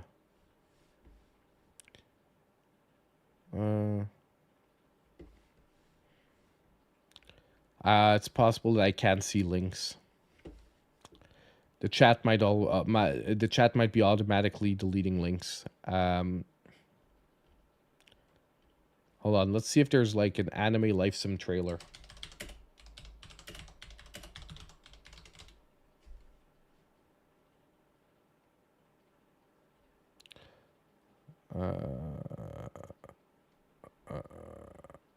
So weird that they don't have a trailer. I might have to spell it properly too. Like this is a video, but okay, well we'll watch this one. Welcome back to GameByte. Today, we're diving into a rather controversial topic that has surfaced on the PlayStation Store. A new game called Anime Life Sim that has many players raising their eyebrows. This game has been labeled by some as an outright clone of the beloved Animal Crossing, New Horizons. Like, is this images of New Horizon, or is this continues to rise? Hold on, is this images of New Horizon, or is this actual images of the game of Anime Life Sim? Because right now this looks exactly like Animal Crossing. We find ourselves in a curious situation with Anime Life Sim. Spotted on the PlayStation Store and shared widely on Reddit by user MegasPSU. The game's visuals and mechanics bear striking similarities to Animal Crossing, leading fans to question the originality of this title. The description available on the Okay, hold on. I have no idea if this is at, because this looks exactly like Animal Crossing. So it doesn't look like they're taking images of that game. It looks like they're taking images of. Oh, but shit.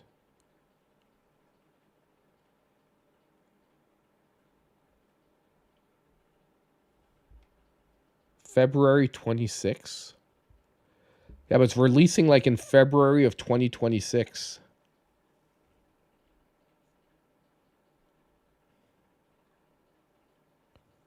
Like if this is it says it's only releasing February of next year.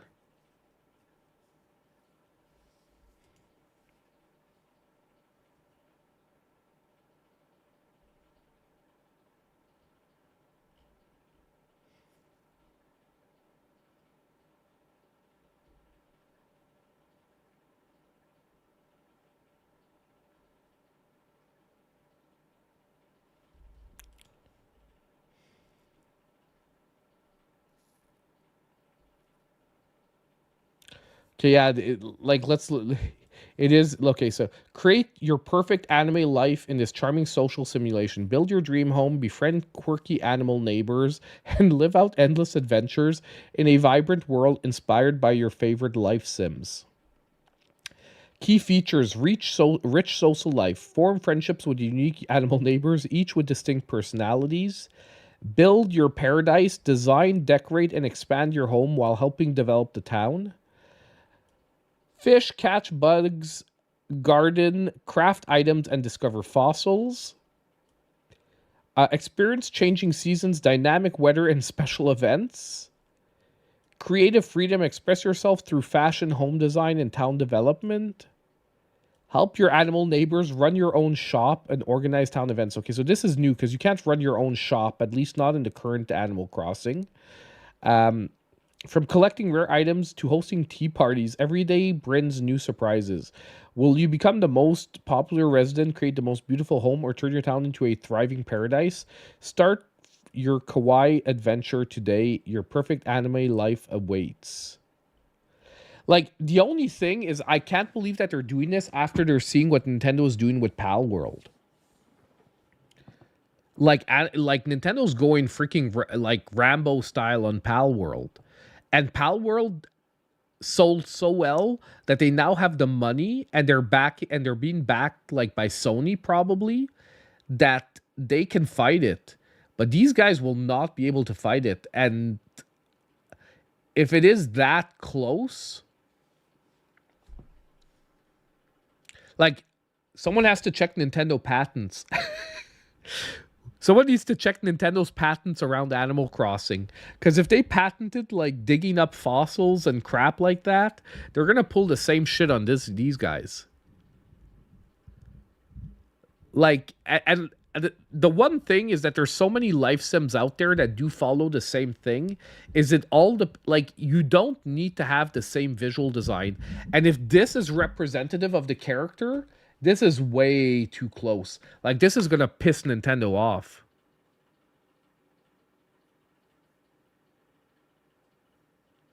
Yeah, no, Nintendo's going to do a new Animal Crossing, Squirrel. Like, I wish, I agree that they wouldn't need to do a new one, but they're going to do a new one. They're going to do a new Animal Crossing. They're not going to update New Horizons anymore. I don't feel like Nintendo moves on. When they say they've closed a project, they've closed a project. The next one's probably already in the works. Yeah, the new one is probably already in the works. And it's going to be... honestly, though, it being in February 2026, let's talk about this in December of 2025. You understand what I mean? Like, if this is still slated and we get a trailer or whatnot, then we can sort of like talk about it again.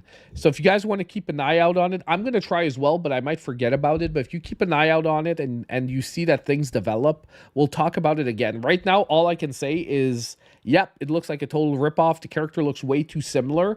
If they would only take their own art style, I think Nintendo wouldn't give a crap. And especially like I don't think they're going to hit the level of polish that Animal Crossing has. I think that the big difference between Animal Crossing and a lot of the other like life sims that are less complete, because there are some that I would say are almost as good as Animal Crossing, if not even better. But if we're talking about the ones that are trying to be like rip-offs and not like do their own thing, I think that the biggest problem with them is that they don't have the polish to keep up with Animal Crossing. Because whether you think so or not, Animal Crossing is an extremely polished game. Everything works properly and it bugs extremely rarely for a life sim that allows you to do so many different activities. Like, it's a very stable and very good game. And like, you personally might not like Animal Crossing. I get Animal Crossing is not everyone's cup of tea, but it is one of the it is very easy to like get lost in Animal Crossing. I've got to be honest though, I thought I would get really deeply back into it during my second playthrough, and I didn't. So my first playthrough, I got totally lost in the game, and I was like on the game, like no joke, like 7 hours a day, like just doing random stuff. And the second time around, once I paid for my house, I sort of dropped off. And I don't know why, but I didn't have the same drive as I had the first time through. And it's nothing against the game. It's just like, I don't know, something changed in me between my first playthrough and my second playthrough. And it dropped off for me a bit. I thought I was going to like go crazy again. And once I had the house paid off and like, in my mind, you get to the real game where you get to really start like deeply like putting your energy on personalizing your island. I lost the drive and I was like, meh.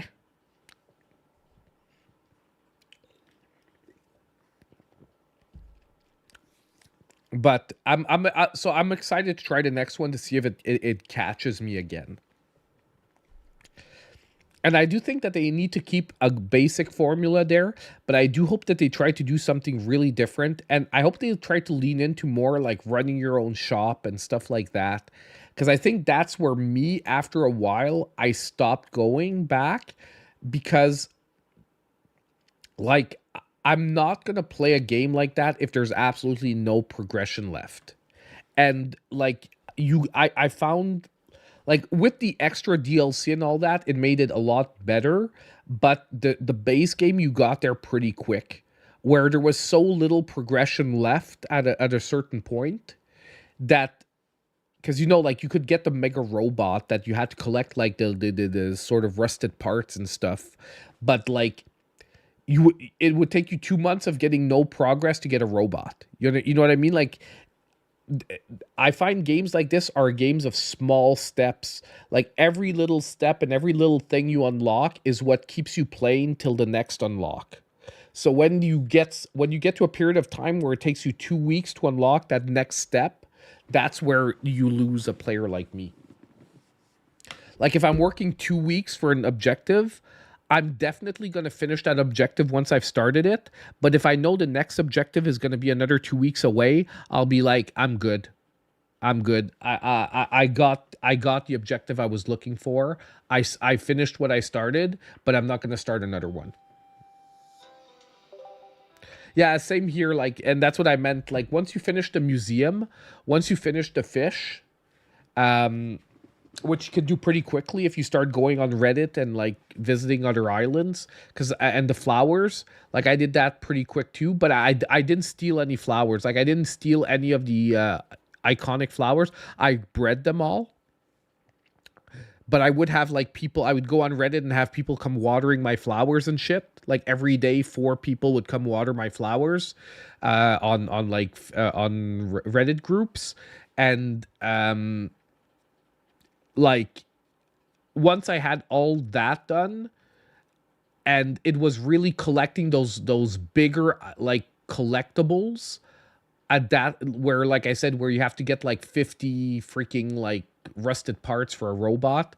I got the first robot, and then I was like, yeah, I'm done. I'm good.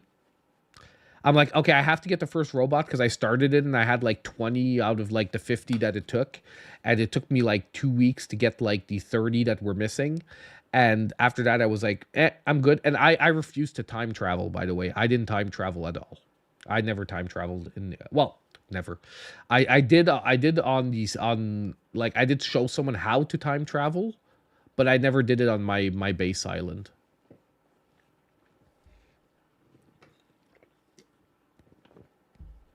Okay.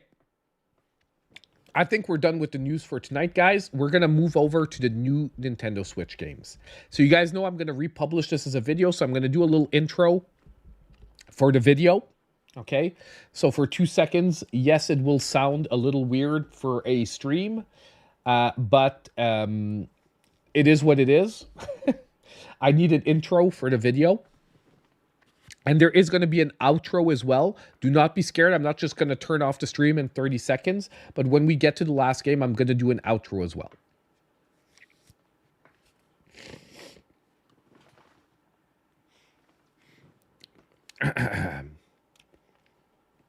Not like I haven't been talking for like 2 hours, right? I need to clear my throat and get ready. One last little drink of beer. Okay, now we're ready. So hey everyone, and welcome back. So now we're going to take a look at the new Nintendo Switch games for this week. Now, we are moving into the mid part of January, and finally we're starting to see things kick up a little bit on the Nintendo Switch eShop. And I've singled out 6 games for this week that do look like they're above the others and that definitely merit diving a little deeper into. So now let's take a look at those 6 games. How'd I do? Not too bad? I know I stuttered a bit there, but we're going to keep it. Okay, we're going to keep it. It's all good. It gives it that authenticity, you know?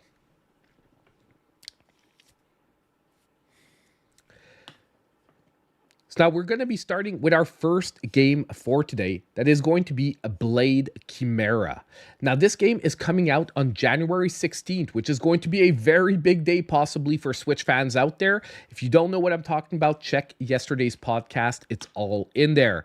Now, Blade Chimera will be selling for $19.99. However, there is a current pre-order discount dropping it to $17.99.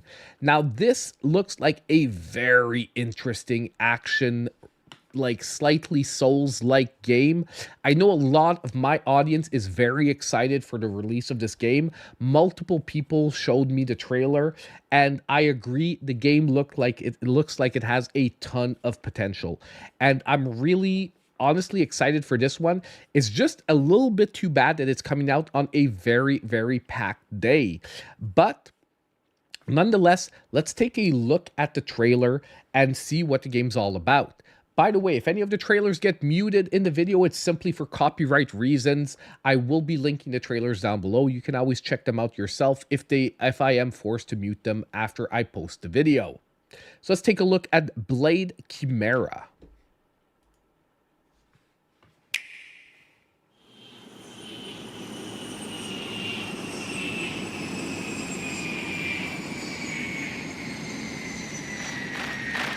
Now the trailer starts out a little quiet, but oof, it picks up right away.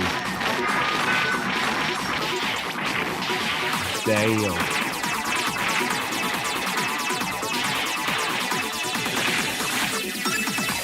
So we've got a Metroidvania with slightly Souls-like looking combat. Upgrade system that seems extremely interesting, and I've got to say the visuals look amazing.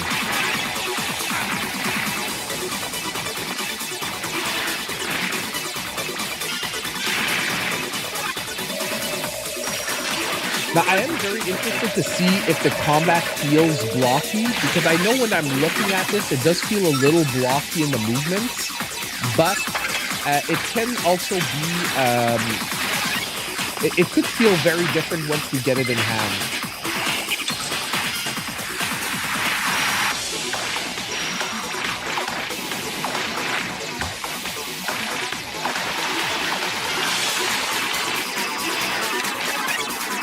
I mean, the boss designs look amazing, let's be honest.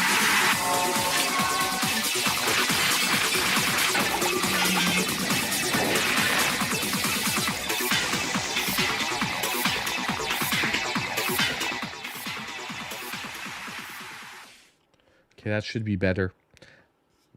So I'm so sorry if the audio was a little bit loud there for the game. I'm going to try to have it better for the other trailers. Normally I have my settings all good, but I've had a little bit of trouble with that over the last couple of weeks. So basically what I was saying, if we come back to Blade Chimera really quickly, is that basically visuals look amazing for the game. However, I am a bit worried about the movement system. It does feel that sometimes that the movement seems a little blocky or stiff. However, it could just be the impressions that the visuals are giving, but they look quite amazing. The combat style seems extremely interesting. There seems to be a lot of leveling, like a nice skill tree in the game that I'm very interested in diving in and seeing if it's going to be offering us like a really, some really nice personalization options. I'm actually really excited for this one. I do definitely want to try it out. Now, will I be able to try it out day one? That might be a little rough because we have other games on that same day that we're going to get to in a couple of seconds that will take priority. But definitely, I would say that this is a game that we should definitely check out. And I will do that Champ Dancer right after we're done the new games. I will show you on PlayAsia where we can see the languages and whatnot. So, we have Blade Chimera on the 16th, but I've got to tell you the 16th is not only a busy day for other things, it is a very busy day for games as well for this week, because we have probably the biggest release so far in 2025 from first-party systems, which is Donkey Kong Country Returns HD. Now, this is a game, it's a first-party game from Nintendo. It will also be releasing on January 16th, and it will be selling for $59.99. So this is a full-price $60 game. Now, I know a lot of people gave it some hate for this, and look, do I agree that it should be cheaper? Yes, definitely, but I'm going to say nonetheless, this is one of my favorite Donkey Kong countries. I still have it on the 3DS. It is an excellent entry in the system. It is a return to form for Donkey Kong Country. When this came out, I would say it was a while that we didn't have a really good Donkey Kong Country, and this one was really a return to form for the game. Now, maybe you can wait for a discount. I don't think this one is going to take a long time to see somewhat of a discount. But by the way, if you pick it up on PlayAsia, you can already get it for around $45. Now, you do have to buy enough games to get the free shipping, but it is a way to get the game immediately a little bit cheaper. Now, I do see a lot of people in the chat saying it should be around 30. I technically would agree with you. I'm just saying that it is a quality entry in the Donkey Kong Country series nonetheless. So if you're the type of person that you can drop the cash and you do want to play this game, I don't think nonetheless you're going to be disappointed. So let's take a look at the trailer. As I said, the price point is very valid. However, I do want. we're going to be talking about the merits of the game itself. So the sound should be better this time. Donkey Kong's back and barreling through the jungle on the Nintendo Switch system. Donkey Kong Country Returns HD. This I will warn, however, just as in most Donkey Kong countries, this one has a very difficult end game. So, like the last, I would say 15% of the game, you're gonna have to lock in. You're gonna have to lock in. It all goes down on Donkey Kong Island. It's got a jungle, a beach, some totally ruined ruins, and even a factory. There's even, I would say, one part of the game where progression, you might not actually know how to progress. You can check it out online, but it does get pretty pretty specific. No, I know it was on the 3DS. I just can't. I'm not sure if it wasn't released on something else before. I think it was released on the Wii, actually.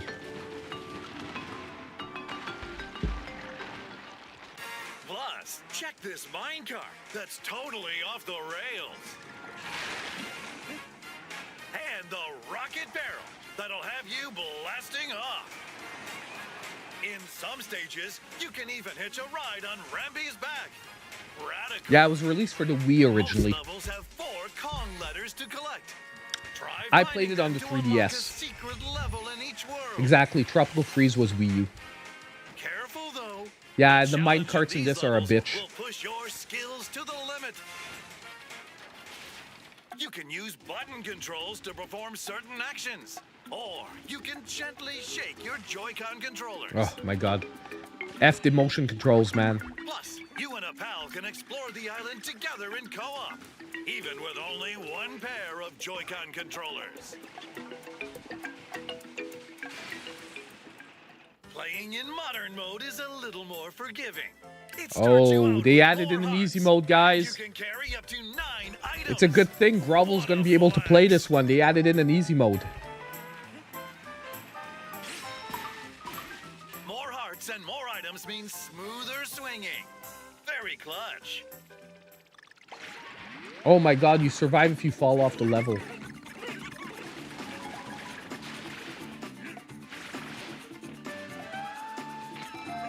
Yeah, because let's be honest, one of the biggest problems is falling off the level. And A wild adventure awaits this pair of strong Kongs.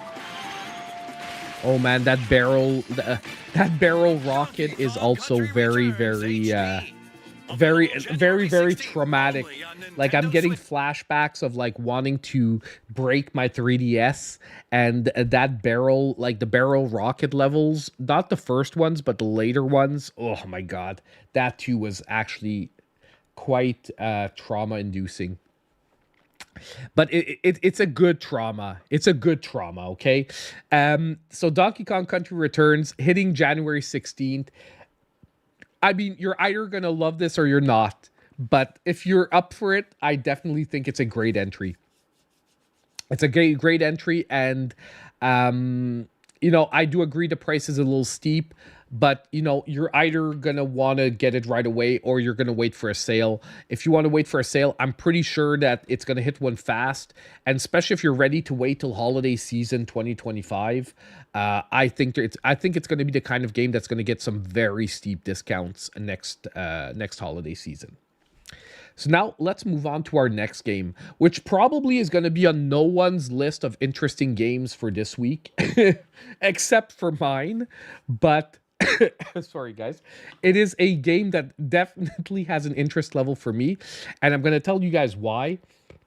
It is called Professor Dr. Jetpack. It is releasing also on January 16th. Now, I don't think this is going to be the top of the list for anyone, but it is releasing, however, for only $9.99. Now, it is a propulsion platformer, I would say. But it reminds me incredibly about, like, when I saw it, the reason why I really latched on to this game and was interested is that it reminded me immediately of a game I used to play on the Commodore 64, where you had to land a space taxi. You had a space taxi and you had to control the thrust and the directions, and you had to basically pick up people from one platform and fly them to another platform. But the game was all about controlling the thrust, because basically you couldn't actually decide to go up or down. You could only add more thrust or remove thrust to sort of keep yourself level. And this game immediately reminded me of that. And it is one of those experiences that I've wanted to relive. And this game seems like it's gonna do it. It is basically a propulsion-based platformer. Let's take a look at the trailer. I think this is going to be a long shot for a lot of people, but if you have that itch, it just might be a game that could be extremely fun.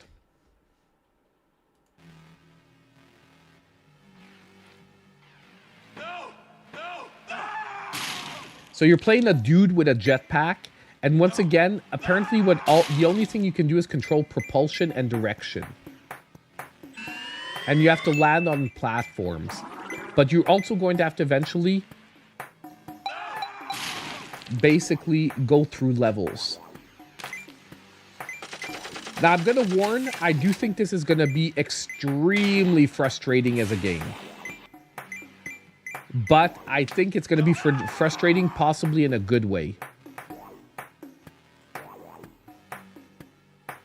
So we don't get much of a view, but I had to highlight this game. You know, I love highlighting at least one long shot every week. One of those games that no one else is going to talk about, but that I think could nonetheless turn out to be a nice, like, budget, fuddy pickup for the week. And Professor Dr. Jetpack is going to probably be mine for this week. I do have a couple of other surprise ones on the list, but I think this one is going to be the biggest, like, either you just saw that trailer and you hated it, or you saw that trailer and you're like, I'm somehow oddly drawn to this. And it's going to be one of those games for this week. So, like I said, January 16th as well, $9.99. Potentially for the right person, could be something pretty interesting. Now, we still aren't done with January 16th because we have two other games still for January 16th. Now, I'm not actually sure how to pronounce this one. I'm going to go with HynPytol, okay? HynPytol. So, HynPytol. Now, this game is releasing also on January 16th. It's going to be selling for $14.99. Now, it's a puzzle-based game, but it seems to have a very interesting gameplay method that I think, once again, could be surprisingly good. I would definitely say wait for a review or two, or wait till you can see some gameplay or whatnot, but it is possibly an extremely interesting game for this week. I don't think it's as much of a long shot as the last one because, like, puzzle games, I think always have a way of surprising you with simple gameplay, but that pushes it to an extreme level. Let's take a look at the game.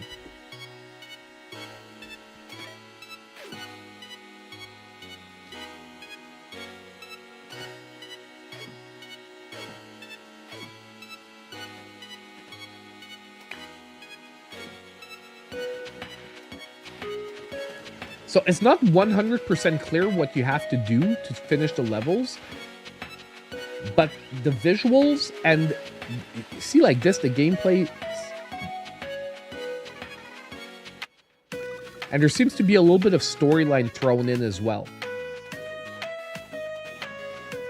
But this one oddly, like, once again captivated me, and I was like, oh, I think this can be fun. And look, this looks like a Game Boy. I don't know if you guys saw it. But this basically, the level is basically shaped like a Game Boy. You have the screen, D-pad, A and B, and you'll see there's a couple of other surprise ones like that.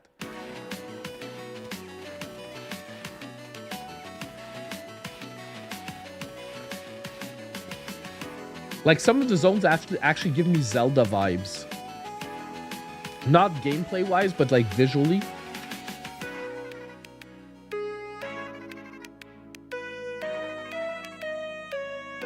Hey, welcome, Starboy.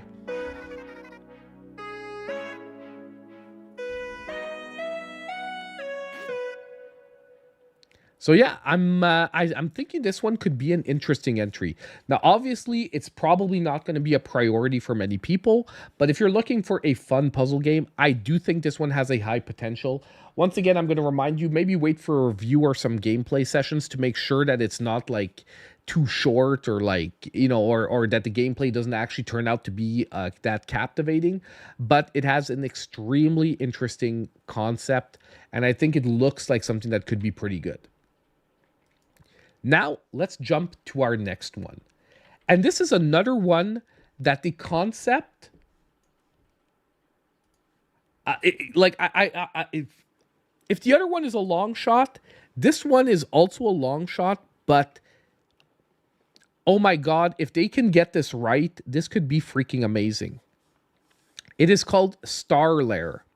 And it is also releasing on January 16th. I told you guys, January 16th is a very busy day. And it will be selling for $19.99. Now, I'm basically going to tell you that this is a 2D Metroid Maker. Like, you know how we have Mario Maker? We have games that have tried to be Zelda makers. Well, this game is trying to be a 2D Metroid maker. And the way it apparently works is that as people build their Metroid levels, they will become a new planet in the universe of the game, and you will be able to travel to those planets and play everyone's Metroid levels. So basically, as more people play the game and create levels, the universe of the game is going to become populated with more planets, and you will be able to travel from planet to planet, never knowing what you're going to find. And the gameplay is very similar to Metroid. Now, this is where I'm saying that the concept is so crazy awesome. If they get it right, this could be amazing. However, if they get it wrong, this could turn out to be mediocre. You understand? But we're going to take a look at the trailer. You're going to see what I'm talking about. The one thing that's worrying me is some of the gameplay looks stiff. Okay? But I'm going to reserve judgment till the game is out. But the concept itself, and if this doesn't turn out to be the perfect version of this game, I hope someone makes it. Because the concept that they are launching here is insane. It is called Starlair. Starlair. It's right here on the screen if you can see at the bottom here where I'm circling my mouse. But let's take a look at the trailer and you'll see what I'm talking about.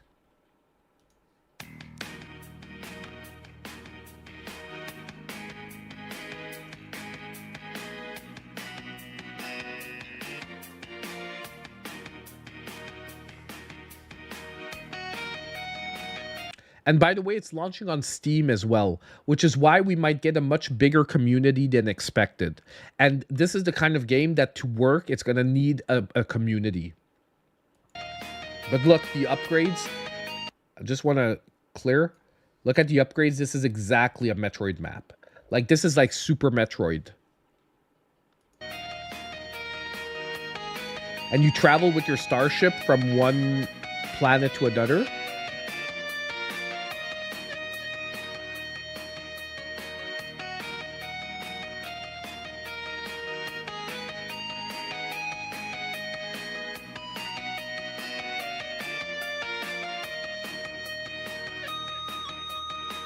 And like, I don't know if Nintendo's watching, but if they were looking for an idea for an actual Metroid maker and they didn't have one, look, and I don't want them to steal someone else's concept, but dude, if we could get the extremely polished version of this, like, the world is big enough for 2 of these games.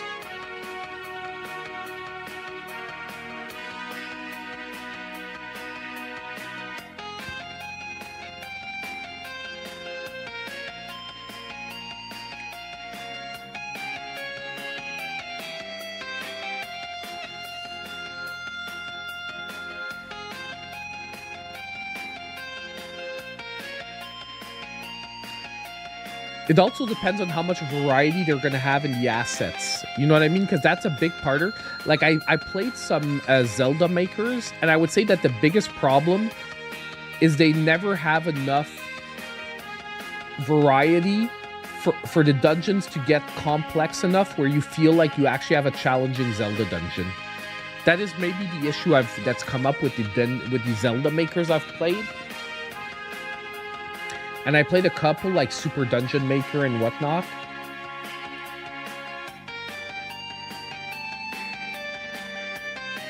You can even create your own music. It's true. You're going to see in a moment, you can create your own characters here by drawing yourself the pixel art.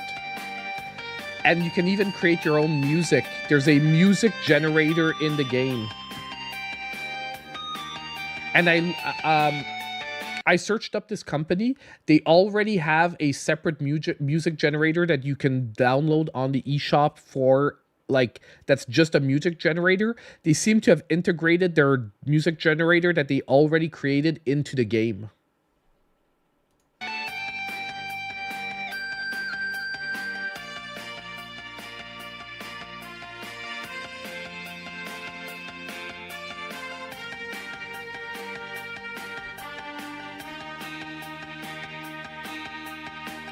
I also hope that you can create multiple planets. Like, I hope that the same person can create multiple planets.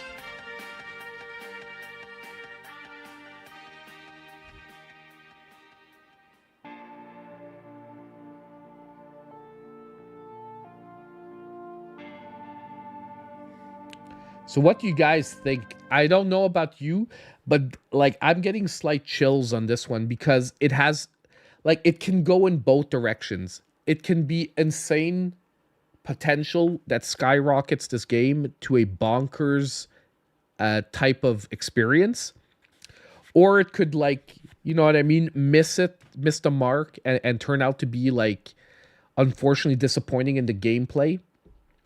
Because sometimes they also put so much effort in the personalization options that they forget that the moment-to-moment gameplay has to also feel good. I also hope that the developers themselves have created multiple worlds. I hope that the game itself, like, I want the game to be populated by players, but I do hope that they have a baseline of planets already existing so that the people playing in the first week don't wind up with like 2 planets that they can visit. Do you understand what I mean? But, like, I think they need to have, like, at least, like, I would say 20 to 30 planets pre-made in the game on launch, where a player that at the beginning says, hey, I just want to play for a while before I decide to build my own planet, has the option to do so.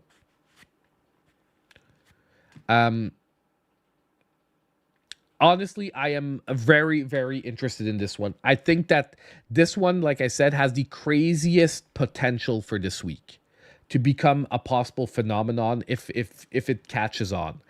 And the fact that it's on Steam as well is going to help, I believe, this game.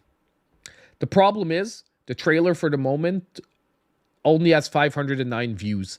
So I feel that a lot of people are not even having this on their radar whatsoever. So hopefully my video today is going to help them a little bit with that. And I'm hoping for this game to be good. Now we have one last game for this week. And finally, we are moving away from January 16th, but we're only moving to January 17th. And that is Tales of Grace's F Remastered. So yes, we're getting another remaster of an entry in the Tales series, but you know what? That's always good news because the Tales series, for the most part, are all really, really good games. Now, this one is releasing, like I said, on January 17th. It will have a base version selling for $39.99. Or a deluxe version selling for $59.99 that seems to have some kind of little added pack to it, as well as the soundtrack separately. Now, Tales series is a great... they're basically great action RPGs. I personally am not familiar with Tales of Grace's. I haven't played this one specifically, so I cannot promise, but I see Champ Dancer in the chat seems to know Tales of Grace's and being excited for it. So I'm going to assume that it's maybe a pretty decent entry in the series. There are very few Tales that I would not consider to be like decent entries that I know of. The only thing is we have to hope that the remaster is well done and that the port is well done and runs well. If all those things hit, we could have it's probably going to be a pretty great game once again. So let's take a look at the trailer. Oh, it's the Tales series 30th anniversary. Yes, I forgot. I saw that last time too.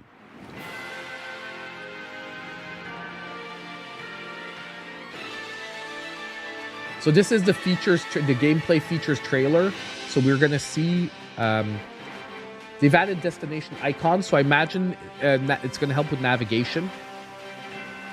We can toggle encounters on and off. Now, I'm just going to pause for a second. That seems like a really interesting thing to do because I understand it can be fun to toggle them off. However, it can be a two-edged sword where you don't level like you should. So it like, I think you're going to have to be careful with abusing that. But it does help if you like, for, you know, if you don't want to grind through the levels and you want to navigate through the same areas. No problem, Canadian chick. Have a great one. You did it, Sophie. Thanks for stopping by.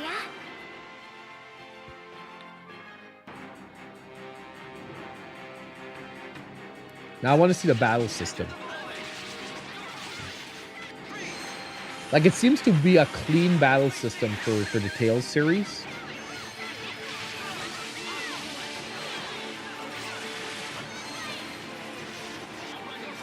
So far, it's looking pretty good.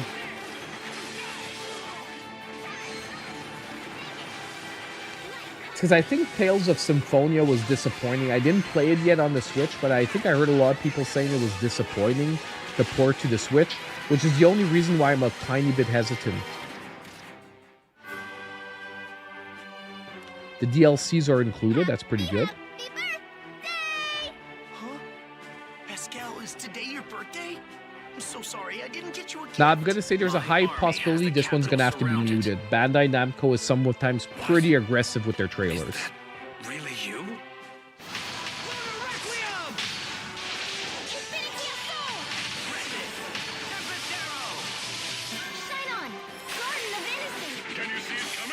It got patched? Well, that's good to know.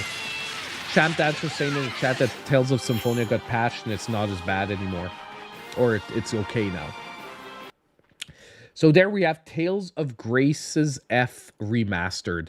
Like I said, I think if you're a fan of the Tales series, you're probably going to be immediately into this. That seems to be the case for Champ Dancer in the chat. And but if you're looking for an action RPG, I think this one could be a serious consideration. You might want to wait for a review or two just to see if it needs a patch, just like Tales of Symphonia.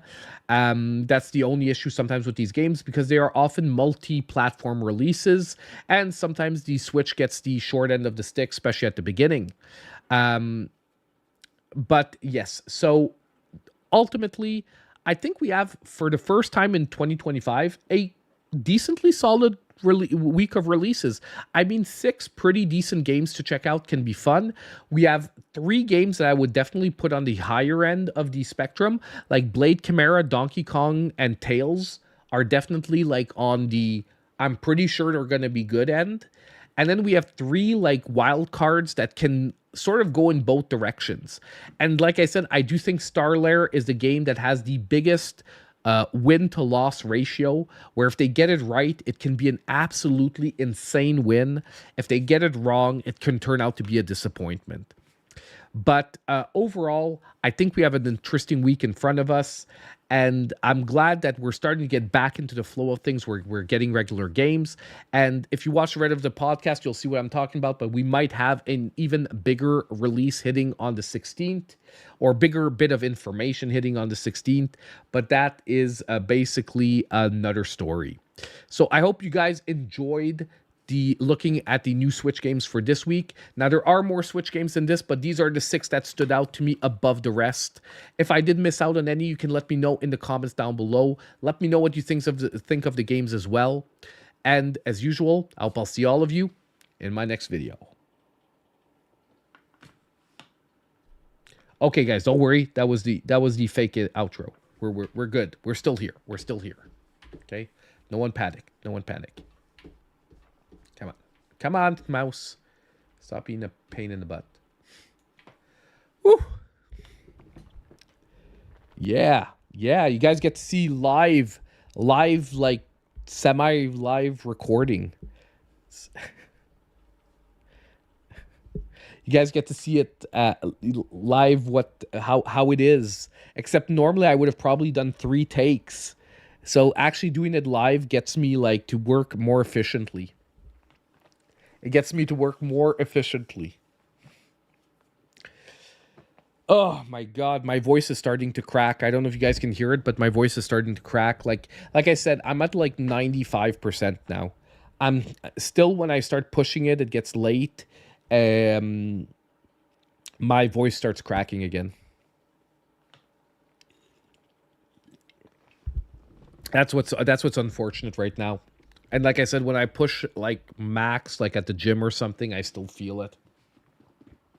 Like I can deal with the occasional coughing. I can deal with the occasional stuffed nose because it's like few and far between. Like, you know, I have to go blow my nose like maybe like 10 times a day. But the cracking voice is very annoying. Very, very annoying. Especially because I need to use my voice at work as well. Have we gone over possible announcements for the new system this week already? Yeah, we did Starboy, but you can always check out the replay after. I would say it's around the 1.5 hour mark that we got there. Like, I would say somewhere around there. So if you want to check out the video after, you can check out probably, like I said, around the 1 hour, 15 minutes, 1 hour, 1.5 hour mark. We started getting into the Genki and Switch 2 stuff. But we had a pretty packed show today. I thought it was going to be shorter than this, but, you know, it was so fun catching up with you guys. Like, I know last week I streamed every day of the week, but we were jumping into the games pretty quick. So, like I say all the time, it's always fun to have, like, I like this show because it's a time to really just talk about anything we want to talk about. And I didn't realize how long it'd been that we haven't just sat down and, like, you know, shot the shit a bit, as we can say. Yeah, we played some good games last week. I'll be honest with you, it made me a little bit sad that I'm working my 9 to 5 this week. Like, that last week, I'm super glad I sort of stuck to a schedule of streaming every day, because it sort of gave me a feeling of what life could be if I did this full time. And obviously 1 week isn't like the ultimate trial or whatnot, but I saw that, like, honestly, it was one of the funnest weeks I've had in a while. Like, I loved playing a game every day.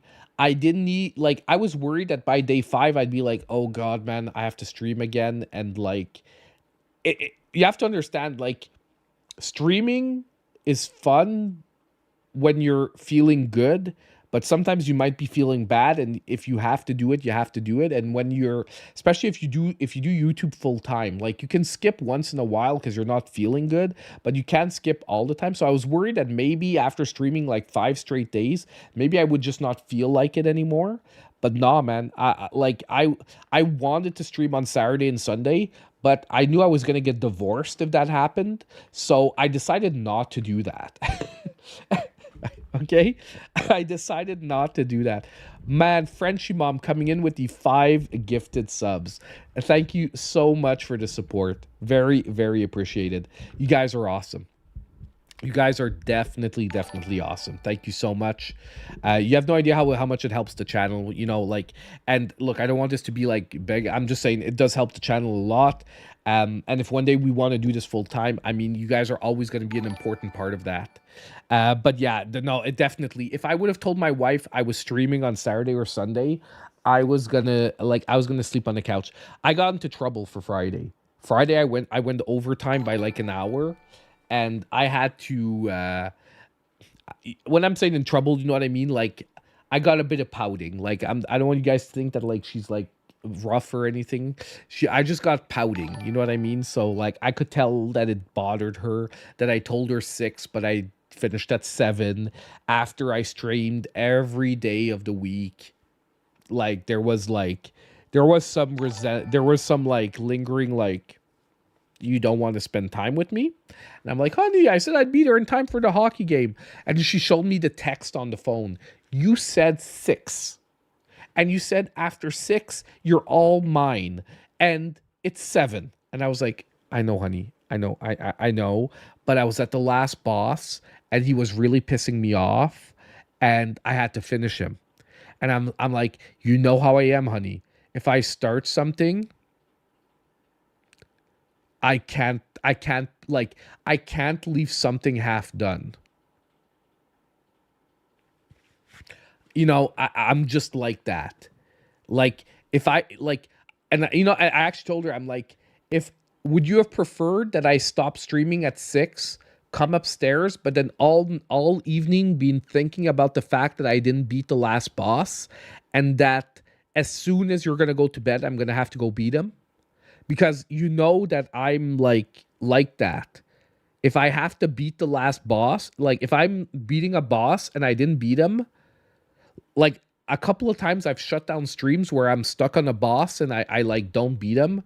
I just want you guys to know that after that, my mind is basically focused on beating that one boss. And I almost always come down like at midnight, like, or at 11 or midnight when she goes to bed, and I finish that boss or I finish that level. Like, I don't let that, like, that shit doesn't slide. Like, I mentally can't end on a failure. And that's why I have to stop playing League of Legends. Because League of Legends is like the biggest time waste for that shit, where sometimes I even play when I don't want to play.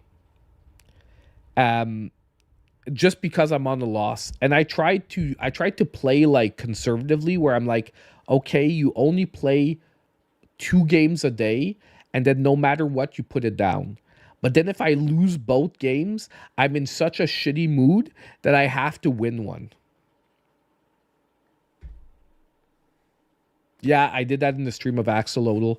I didn't beat the first boss, and then the next day I showed you guys footage where I came back later that night and I beat the boss. And the worst is I beat him on like the first try when I came back.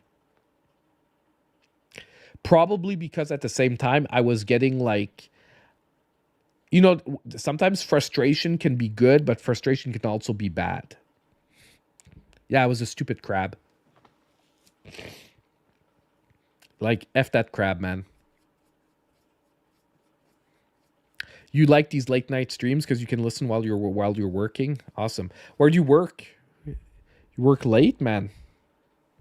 That's awesome. Yeah. Honestly, sometimes I pop in a stream too when I'm working. Like when it's quieter at work and I need a background noise or something. Like the last couple of months, there's been a lot of downtime. Like I pop in a stream, then I mute it when I'm working, and but in between I like third shift life. Gotcha. I gotcha. Oh man. Yeah. Honestly, I really hope the Switch 2 gets announced this week. Like I said, not only just because it would be perfect timing to take the day off and like play Donkey Kong and that, and then what that also means is it would free up Friday for Blade Chimera. Do you know how perfect that would be? Where I would have a reason to stream on Thursday, and then we could actually play Blade Chimera on Friday. So we could actually play the 2 like games that I want to play the most for this week. But something tells me I'm like, the stars can't align that perfectly, can they? They can't, right? And that's what's annoying me. And like I said, I'm also extremely tired of the Switch 2 rumors. Like, I am extremely tired. And I'm extremely tired because right now, they suck up so much of the attention on YouTube that it's hard to get visibility on other videos. And because I don't like doing rumor farming, and it's fine, like I've said it many times, I have nothing against the people doing it. I don't see how I could do it. Like I couldn't, I'd have to force myself to make scripts about like to farm that shit. And it just makes that like your efforts on other content feel like wasted. And I've talked to other creators, a lot of other creators that don't do the same thing are feeling the same way. Like it's the Switch 2 rumors are creating such a vacuum around the Switch 2 conversation that reviews, deal videos, top 10 lists, everything is getting like snuffed out by the incredible vacuum that the stupid Switch 2 rumors are creating.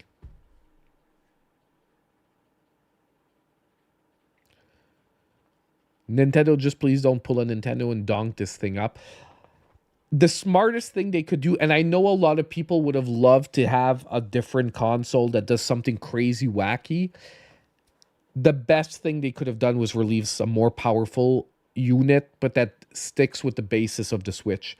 I know people want to do that, but I'll be honest, I think we're past that in the world. Till Nintendo can do something crazy like integrating VR or something like that, they hit the gold mine of what people want in today's gaming, to have a widespread mainstream system. the hybrid concept. And there was no way to do that concept, I think, with a better base than the way they're currently doing it. Till, like I said, something important changes in technology where, like, you can integrate, like, VR into it or something like that. But it's like... Anyway. Yeah. Did they cancel your Donkey Kong HD? Did you have one of those early, like, no, was it Donkey Kong? Metroid Prime 4? Were you one of the people that, like, pre-ordered Metroid Prime 4, like, on sale, and, like, now they're canceling it because it's going to be full price? I heard that happen too. I sort of wanted to talk about it, but I don't, because it was no Sierra Squad for PSVR 2. Got it. You know what I sort of want to jump into? I want to jump into Path of Exile 2. It's in early access though, and, like, I'm always iffy on early access because I know progress is going to be reset when the actual game launches. So I'm always scared, like, man, is it going to suck to drop like 100 hours into that game and then have progress reset in like a year? But on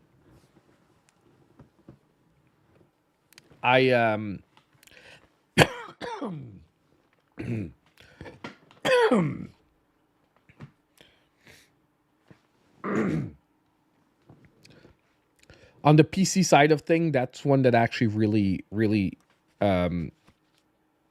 apparently Elon Musk is a fake player in that game. A lot of the rumors are saying he didn't play and he didn't level the account. Because when he actually tried to play it, he was saying shit that no one would know that would be God tier. Like, that he was saying shit that was wrong, that if you were actually God tier and you played as much as you did, there's no way you would get what he was saying wrong. I saw a couple of videos of people, like, saying, like, other top tier players saying, like, dude, this guy, like, he doesn't know what he's talking about, and he's supposed to be like top 12 in the world. Like, there's no way you've played 300 hours and you don't know, like, this mechanic. Like, he was talking and he didn't know certain mechanics and certain things. Yeah, stuff like that. But he was saying, like, he's like, there's a weapon that's trash, and apparently it was like one of the best staffs in the game, and he's like, oh, this weapon is trash, and it was like one of the best staffs in the game or something like that. I haven't played PoE 2, so I don't know the lingo, and I didn't play PoE 1, so I'm telling you right now, I'm not knowledgeable. I just watched the video, and apparently... a lot of people said, like, what he's saying doesn't make sense. Like, it's very hard to believe that he leveled the account himself if he doesn't know these things. And, like, apparently his mechanics don't match up with, like, a top level player, like when he played himself or something like that. But look, I'm not a specialist because, like I said, I didn't play the game, so I can't evaluate myself. I'm just going off what I heard. Like, I and apparently he was a top player in Diablo 4 too. I just find it weird that you would want to fake the clout. And I get it's maybe like an ego thing or whatnot, but it's like, why would you, like, why?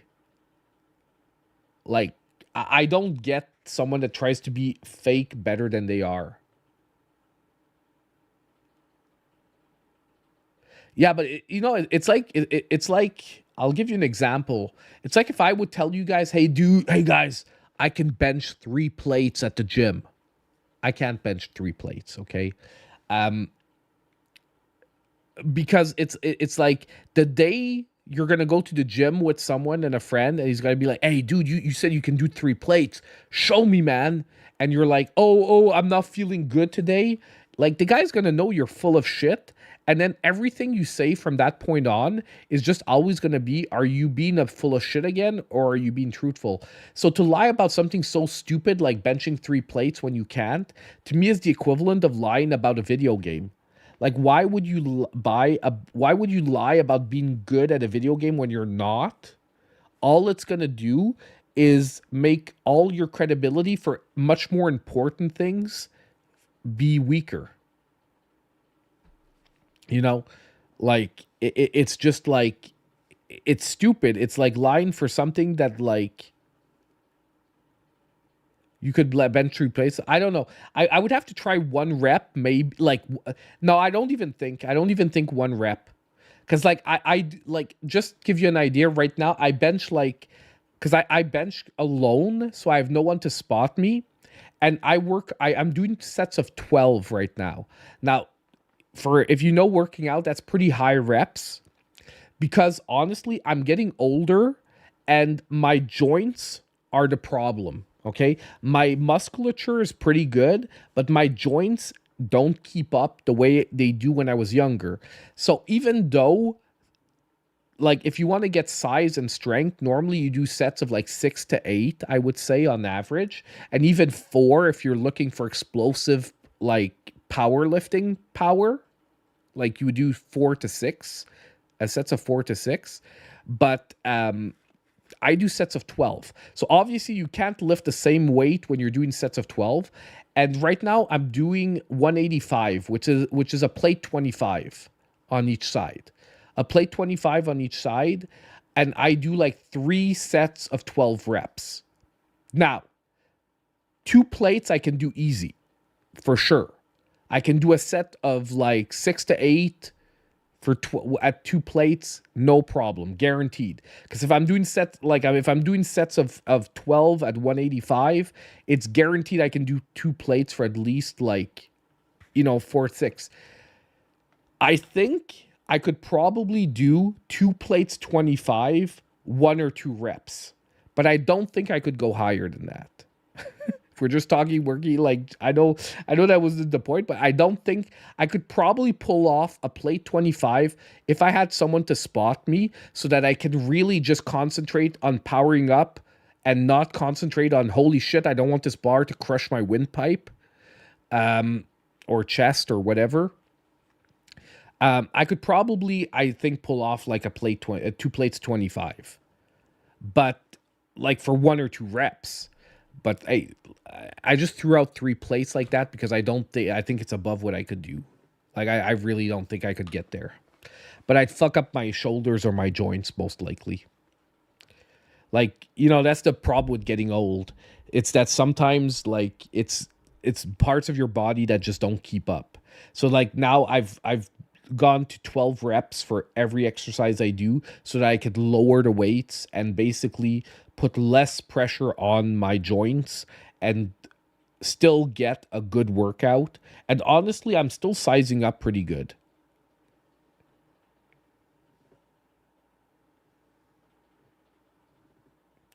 Must pay someone to play his account. Yeah, that's what everyone's saying.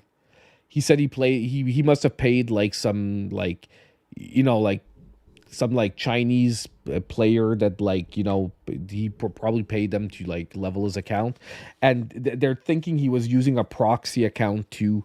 Like, he was probably buying stuff on one account and then transferring it to his, so that it doesn't look like he bought the stuff. But I would say, yeah. Jeff Bezos is looking into anti-aging drugs. I'm telling you guys, that's not where immortality lies. The people going into that, it's not where your immortality lies. It's gonna be when we hit the when a computer is going to be able to basically simulate the human brain.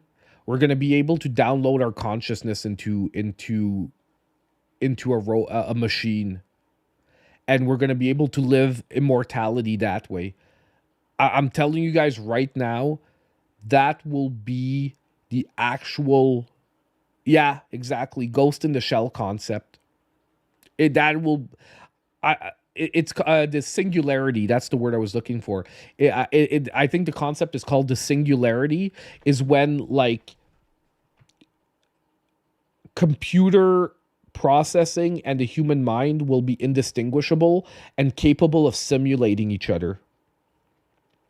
And basically, when you're going to get too old, we're going to be downloading our brains into computers. And possibly live on that way. The only thing is I don't know what the world would look like if that's possible. Like, to me, it would just create a whole crazy shitload of problems. Like, we're already overpopulated, and then oh my god. It's gonna be like insanity. Like, I really think that is going to happen, but I'm actually not sure it's gonna be a positive thing. And by the way, if everything is calculated well, people who will live for at least the next 30 years have a decent chance of seeing that singularity. Like, if progression computer-wise continues the way it is, that singularity is scheduled for the next 30 years. Yes, Play Asia. Let me just make sure, because I just want to make sure it doesn't dox me. Okay, it's not logged into the account. Okay.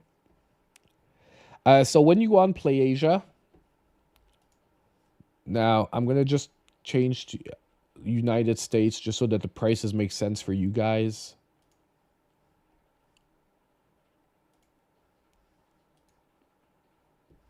Oh, why didn't it save? I always forget how to get it to change. No. Why did it go back to French? Oh, I didn't change it. Okay. So if we go into games, let's say we grab recommended for you Monster Hunter Stories multi-language. Number 1, when you see multi-language, okay, English is almost always there. Okay, just to let you know, when you see multi-language, it's not a 100% guarantee, but generally, if the card is multi-language to start with, the top languages are Japanese, English, and Chinese. So generally, multi-language cards have at least those 3 languages on them, on average.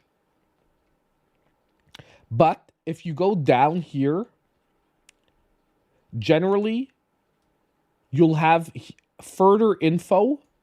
So you have to scroll down quite a bit, okay? You have to scroll down quite a bit. You have further info, and here you have audio is Japanese and English, and subtitles are available in all these languages. Okay? So audio here on this game is Japanese English. Subtitles is Japanese English, French, Italian, German, Spanish, Arabic, Korean, Polish, Brazilian Portuguese, Russian, simplified Chinese, and traditional Chinese. Okay, so that's how you check the languages. Now, there are occasionally cards that are not, that do not say the languages. Let's just grab Scourgebringer here because it doesn't say multi-language. So, but you see subtitles here. It says English, French. What I was going to say is if you get a Japanese game that does not say if it has English, there is another trick you can use. Okay? If you get a game that does not say if it has English in that further information section, what I recommend you do is you go on Amazon Japan, so amazon.jp, and you look up the description of the game on Amazon Japan. Amazon Japan generally has a very good description of the game, and the Japanese version from Play Asia and the Japanese version from Amazon Japan will be the exact same version. Do you understand what I'm saying here? So if on Play Asia it's missing, because it does happen very occasionally that the language section is missing from the description, you search the same game on Amazon Japan and it'll generally tell you if there's English on the cartridge on Amazon Japan. A lot of people don't know that other trick, but that is the other trick you can use when it's not, when it doesn't say it directly on Play Asia. Exactly. Or you can watch Jordan on Physical Paradise. Yeah, I couldn't remember because he used to be on Switch Watch, right? Or yeah, I think it was Switch Watch. But it's Physical Paradise. Jordan, he does great lists every week of all the games coming out. The problem is it can be a little rough trying to find retroactive games, like which video did he talk about it, but it nonetheless is pretty decent. He does a great job. It's just hard to find, like, if you're looking randomly on the store and it's an older game, it can be hard to try to find a video where he talked about it, and that I understand, and that's why I'm telling you the tricks, like, easy to use. And you see, look, Donkey Kong Country here is $40. You know how I said you could buy it from Amazon, from Japan, and get it for cheaper? It's already $40 US in Japan if you get the Japanese version. And I can guarantee you that first-party Nintendo Switch games have English on them. Okay?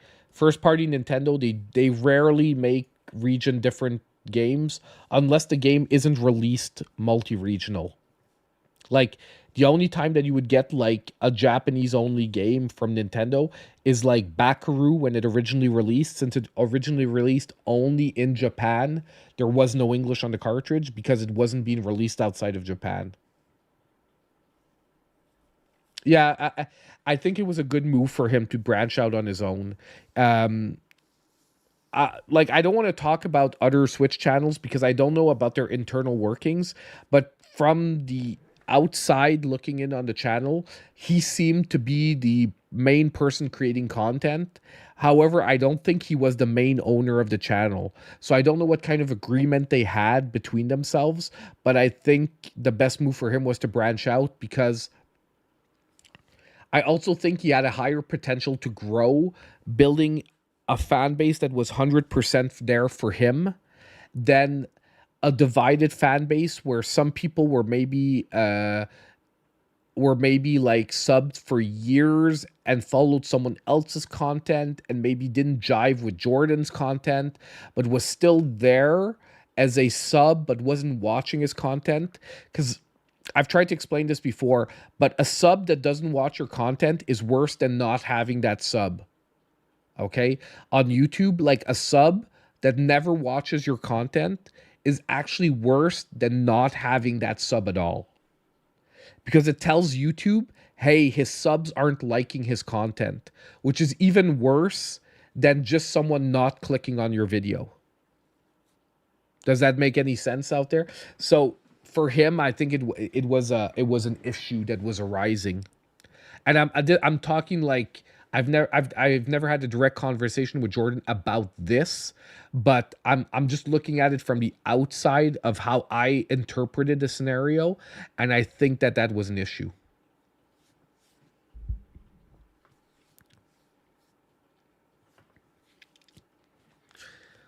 Okay, guys, I think we're going to call it here for tonight. We're getting close to 2 a.m. where I am.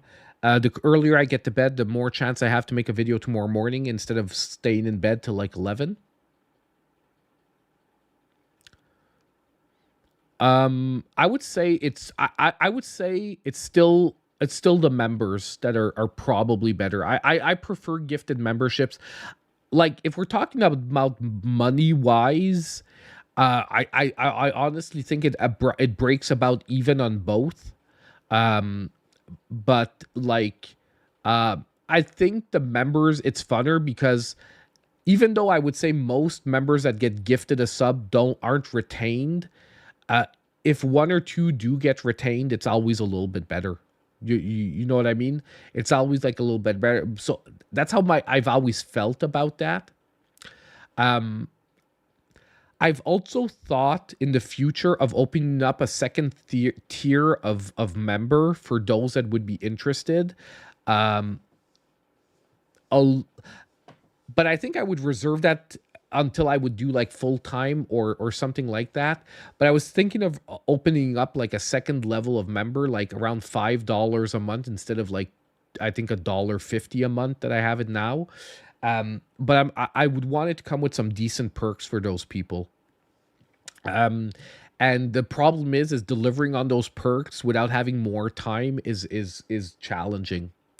Like, I was thinking of doing like a $5 tier where you guys would get the list of eShop deals 24 hours ahead of time. And then as a group, we would have our members' choice of the week. You know what I mean? Where like it's a little bit like what Jordan does. However, I wouldn't do like an individual member thing. Like I couldn't see like having 25 different picks every week, but I would do like a vote. You know what I mean? So everyone who would be like a tier 2 sub, let's say we have 10 people, you guys would vote for like what would be the members' pick of the week. You know what I mean? Or the members' pick of the video. And possibly, like, occasionally, if the vote would break very even, let's say between 2 games, where like 5 would vote for one and 5 for the other, or 6 for one and 4 for the other, I would do like a split pick in those cases. You know what I mean? I thought of doing that, but like I said, sometimes I'm so rushed where the list is made up the same days I record, where I can't always guarantee to have that 24-hour window. And that's why I'm saying I didn't want to do it yet, because I'm like, it happens sometimes where like it's Saturday and I'm making the list and I'm recording the video and I'm editing the video and whatnot. And I'm glad you do that, Frenchie Mom. And it's like, I just want you to know, it's like, it's not, because I hate talking about the money stuff, because I don't want to, it's not a greed perspective. It's to get to the point where the channel can do full time.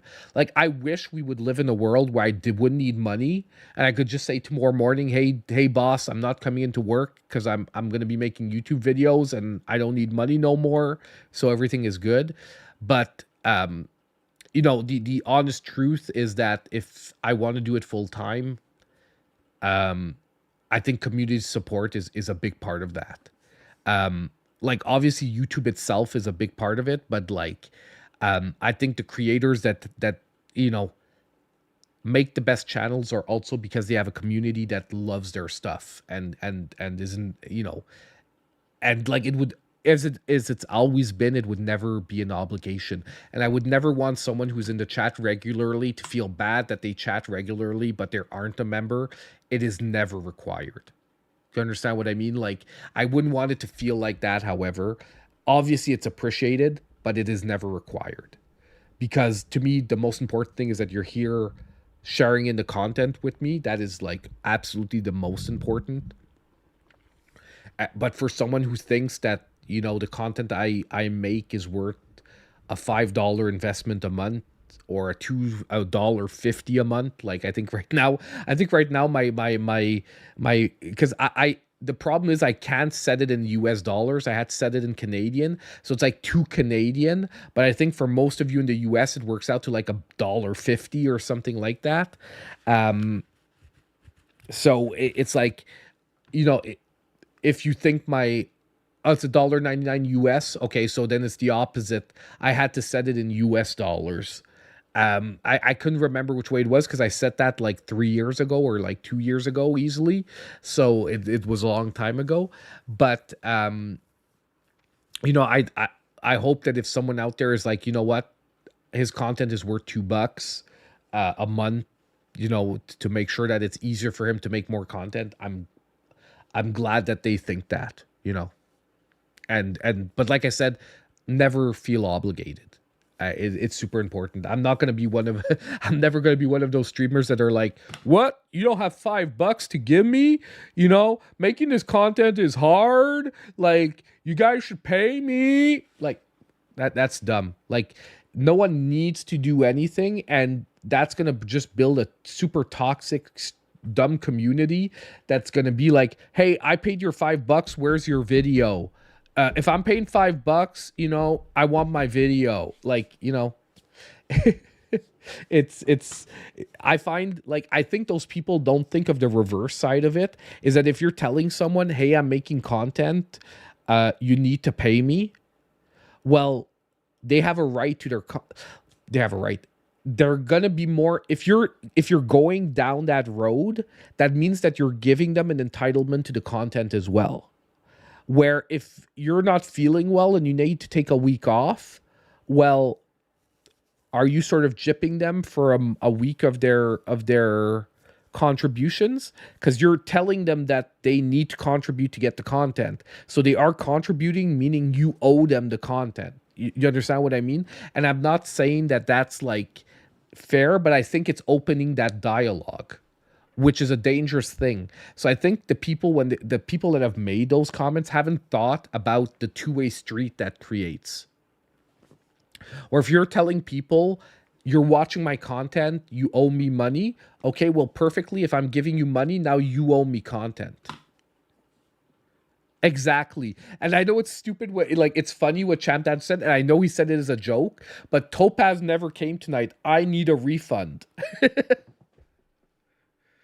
Honestly, OnlyFans?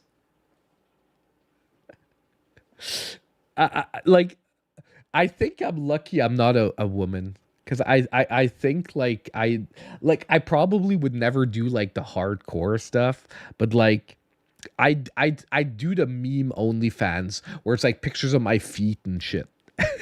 You know what I mean?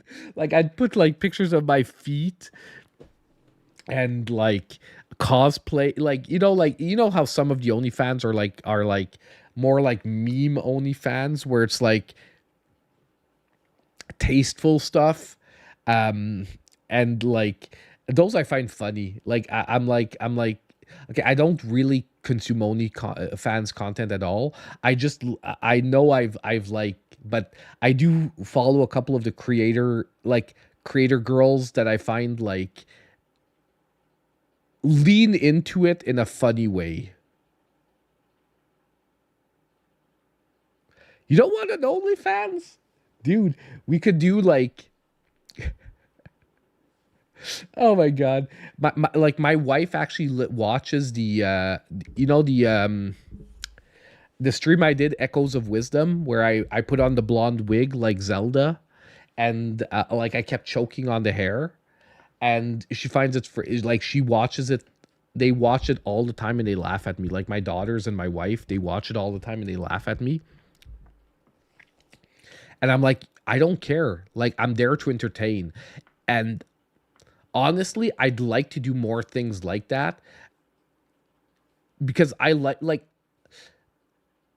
there's really two sides of my personality. I'm a person that is super like I like getting technical. I like that stuff. But in a day-to-day life, I'm also like a super big clown. Like if you ask my wife, I'm always a clown. It even gets on her nerves sometimes that I can't be always serious about things.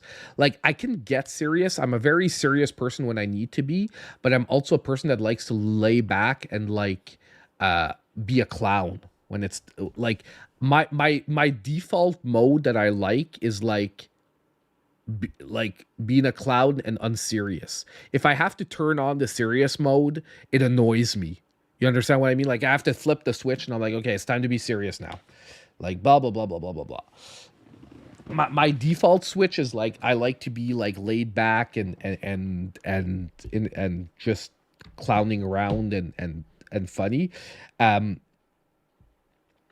The only problem is I think I'm getting like old for that shit. But at the same time, I'm like, you know what? We're only as old as we feel. So I try to like lean into that stuff. But you know, it is what it is. No, I don't worry. I don't think I'll be doing any OnlyFans. It's because I wanted to say like I could do OnlyFans as like a total meme OnlyFans where it's like in a Zelda dress, you know, like with a long slit up my side. Like you understand what I mean? Like totally meme where I'm dressed as Zelda in a slightly provocative way, but like as a total freaking joke. You know what I mean? Like if someone's buying the OnlyFans because they're turned on by that, I feel sorry for that person. I feel freaking sorry for that person. Or like you know what I mean? Like I'm trying to think like stupid stuff like that, like dressed as Mario, but like with like just the overalls, you know, like just like stuff that would just be memes and funny. But at the same time, I'm not sure I could quite do it on YouTube without it turning into like a controversy type thing. And you know, the worst is I wasn't really having it up at all. Like, like the only time that maybe I did it a little bit on purpose, but I didn't realize it would go in my throat, is when I like sort of did the wig shake. But I was doing it more to be like, you know, do like women with their hair when they like do the like slow-mo head shake thing. But I didn't realize it would go down my throat.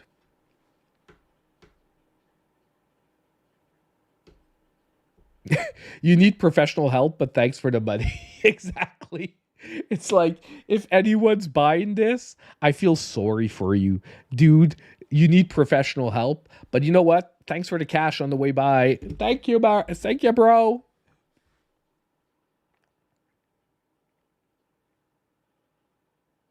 Yeah, I can be very sarcastic as well. That like like over the years I've had to tone down, like especially at work and stuff. Like it's really hard sometimes for me to like, what's going through my head at all times is like always a snarky, sarcastic response to everything. That depends on what happens on Thursday, Grovel. That depends what happens on Thursday. If Thursday is what it is, if Thursday is their Switch reveal, Thursday is going to be Donkey Kong and Friday is going to be Chimera Blade. If, however, Thursday is not the Switch reveal, Friday is going to be Donkey Kong.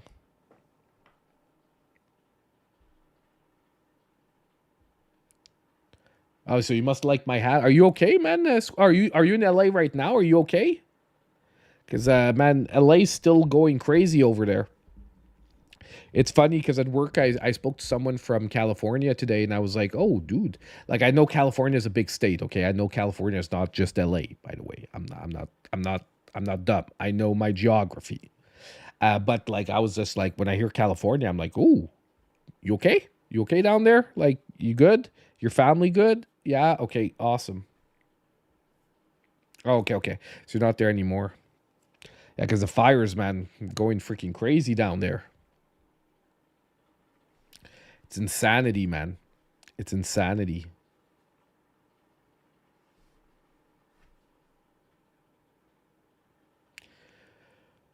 Anyway, I said this 10 minutes ago, but it is time to go, guys. It is time to go. It was fun chatting, though. It was fun having, like, some fun time.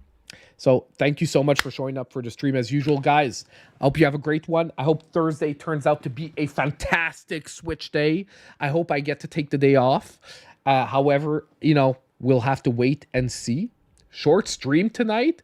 Dude, it's been 3 hours and 14 minutes, man. You say short stream each and every time, Grovel.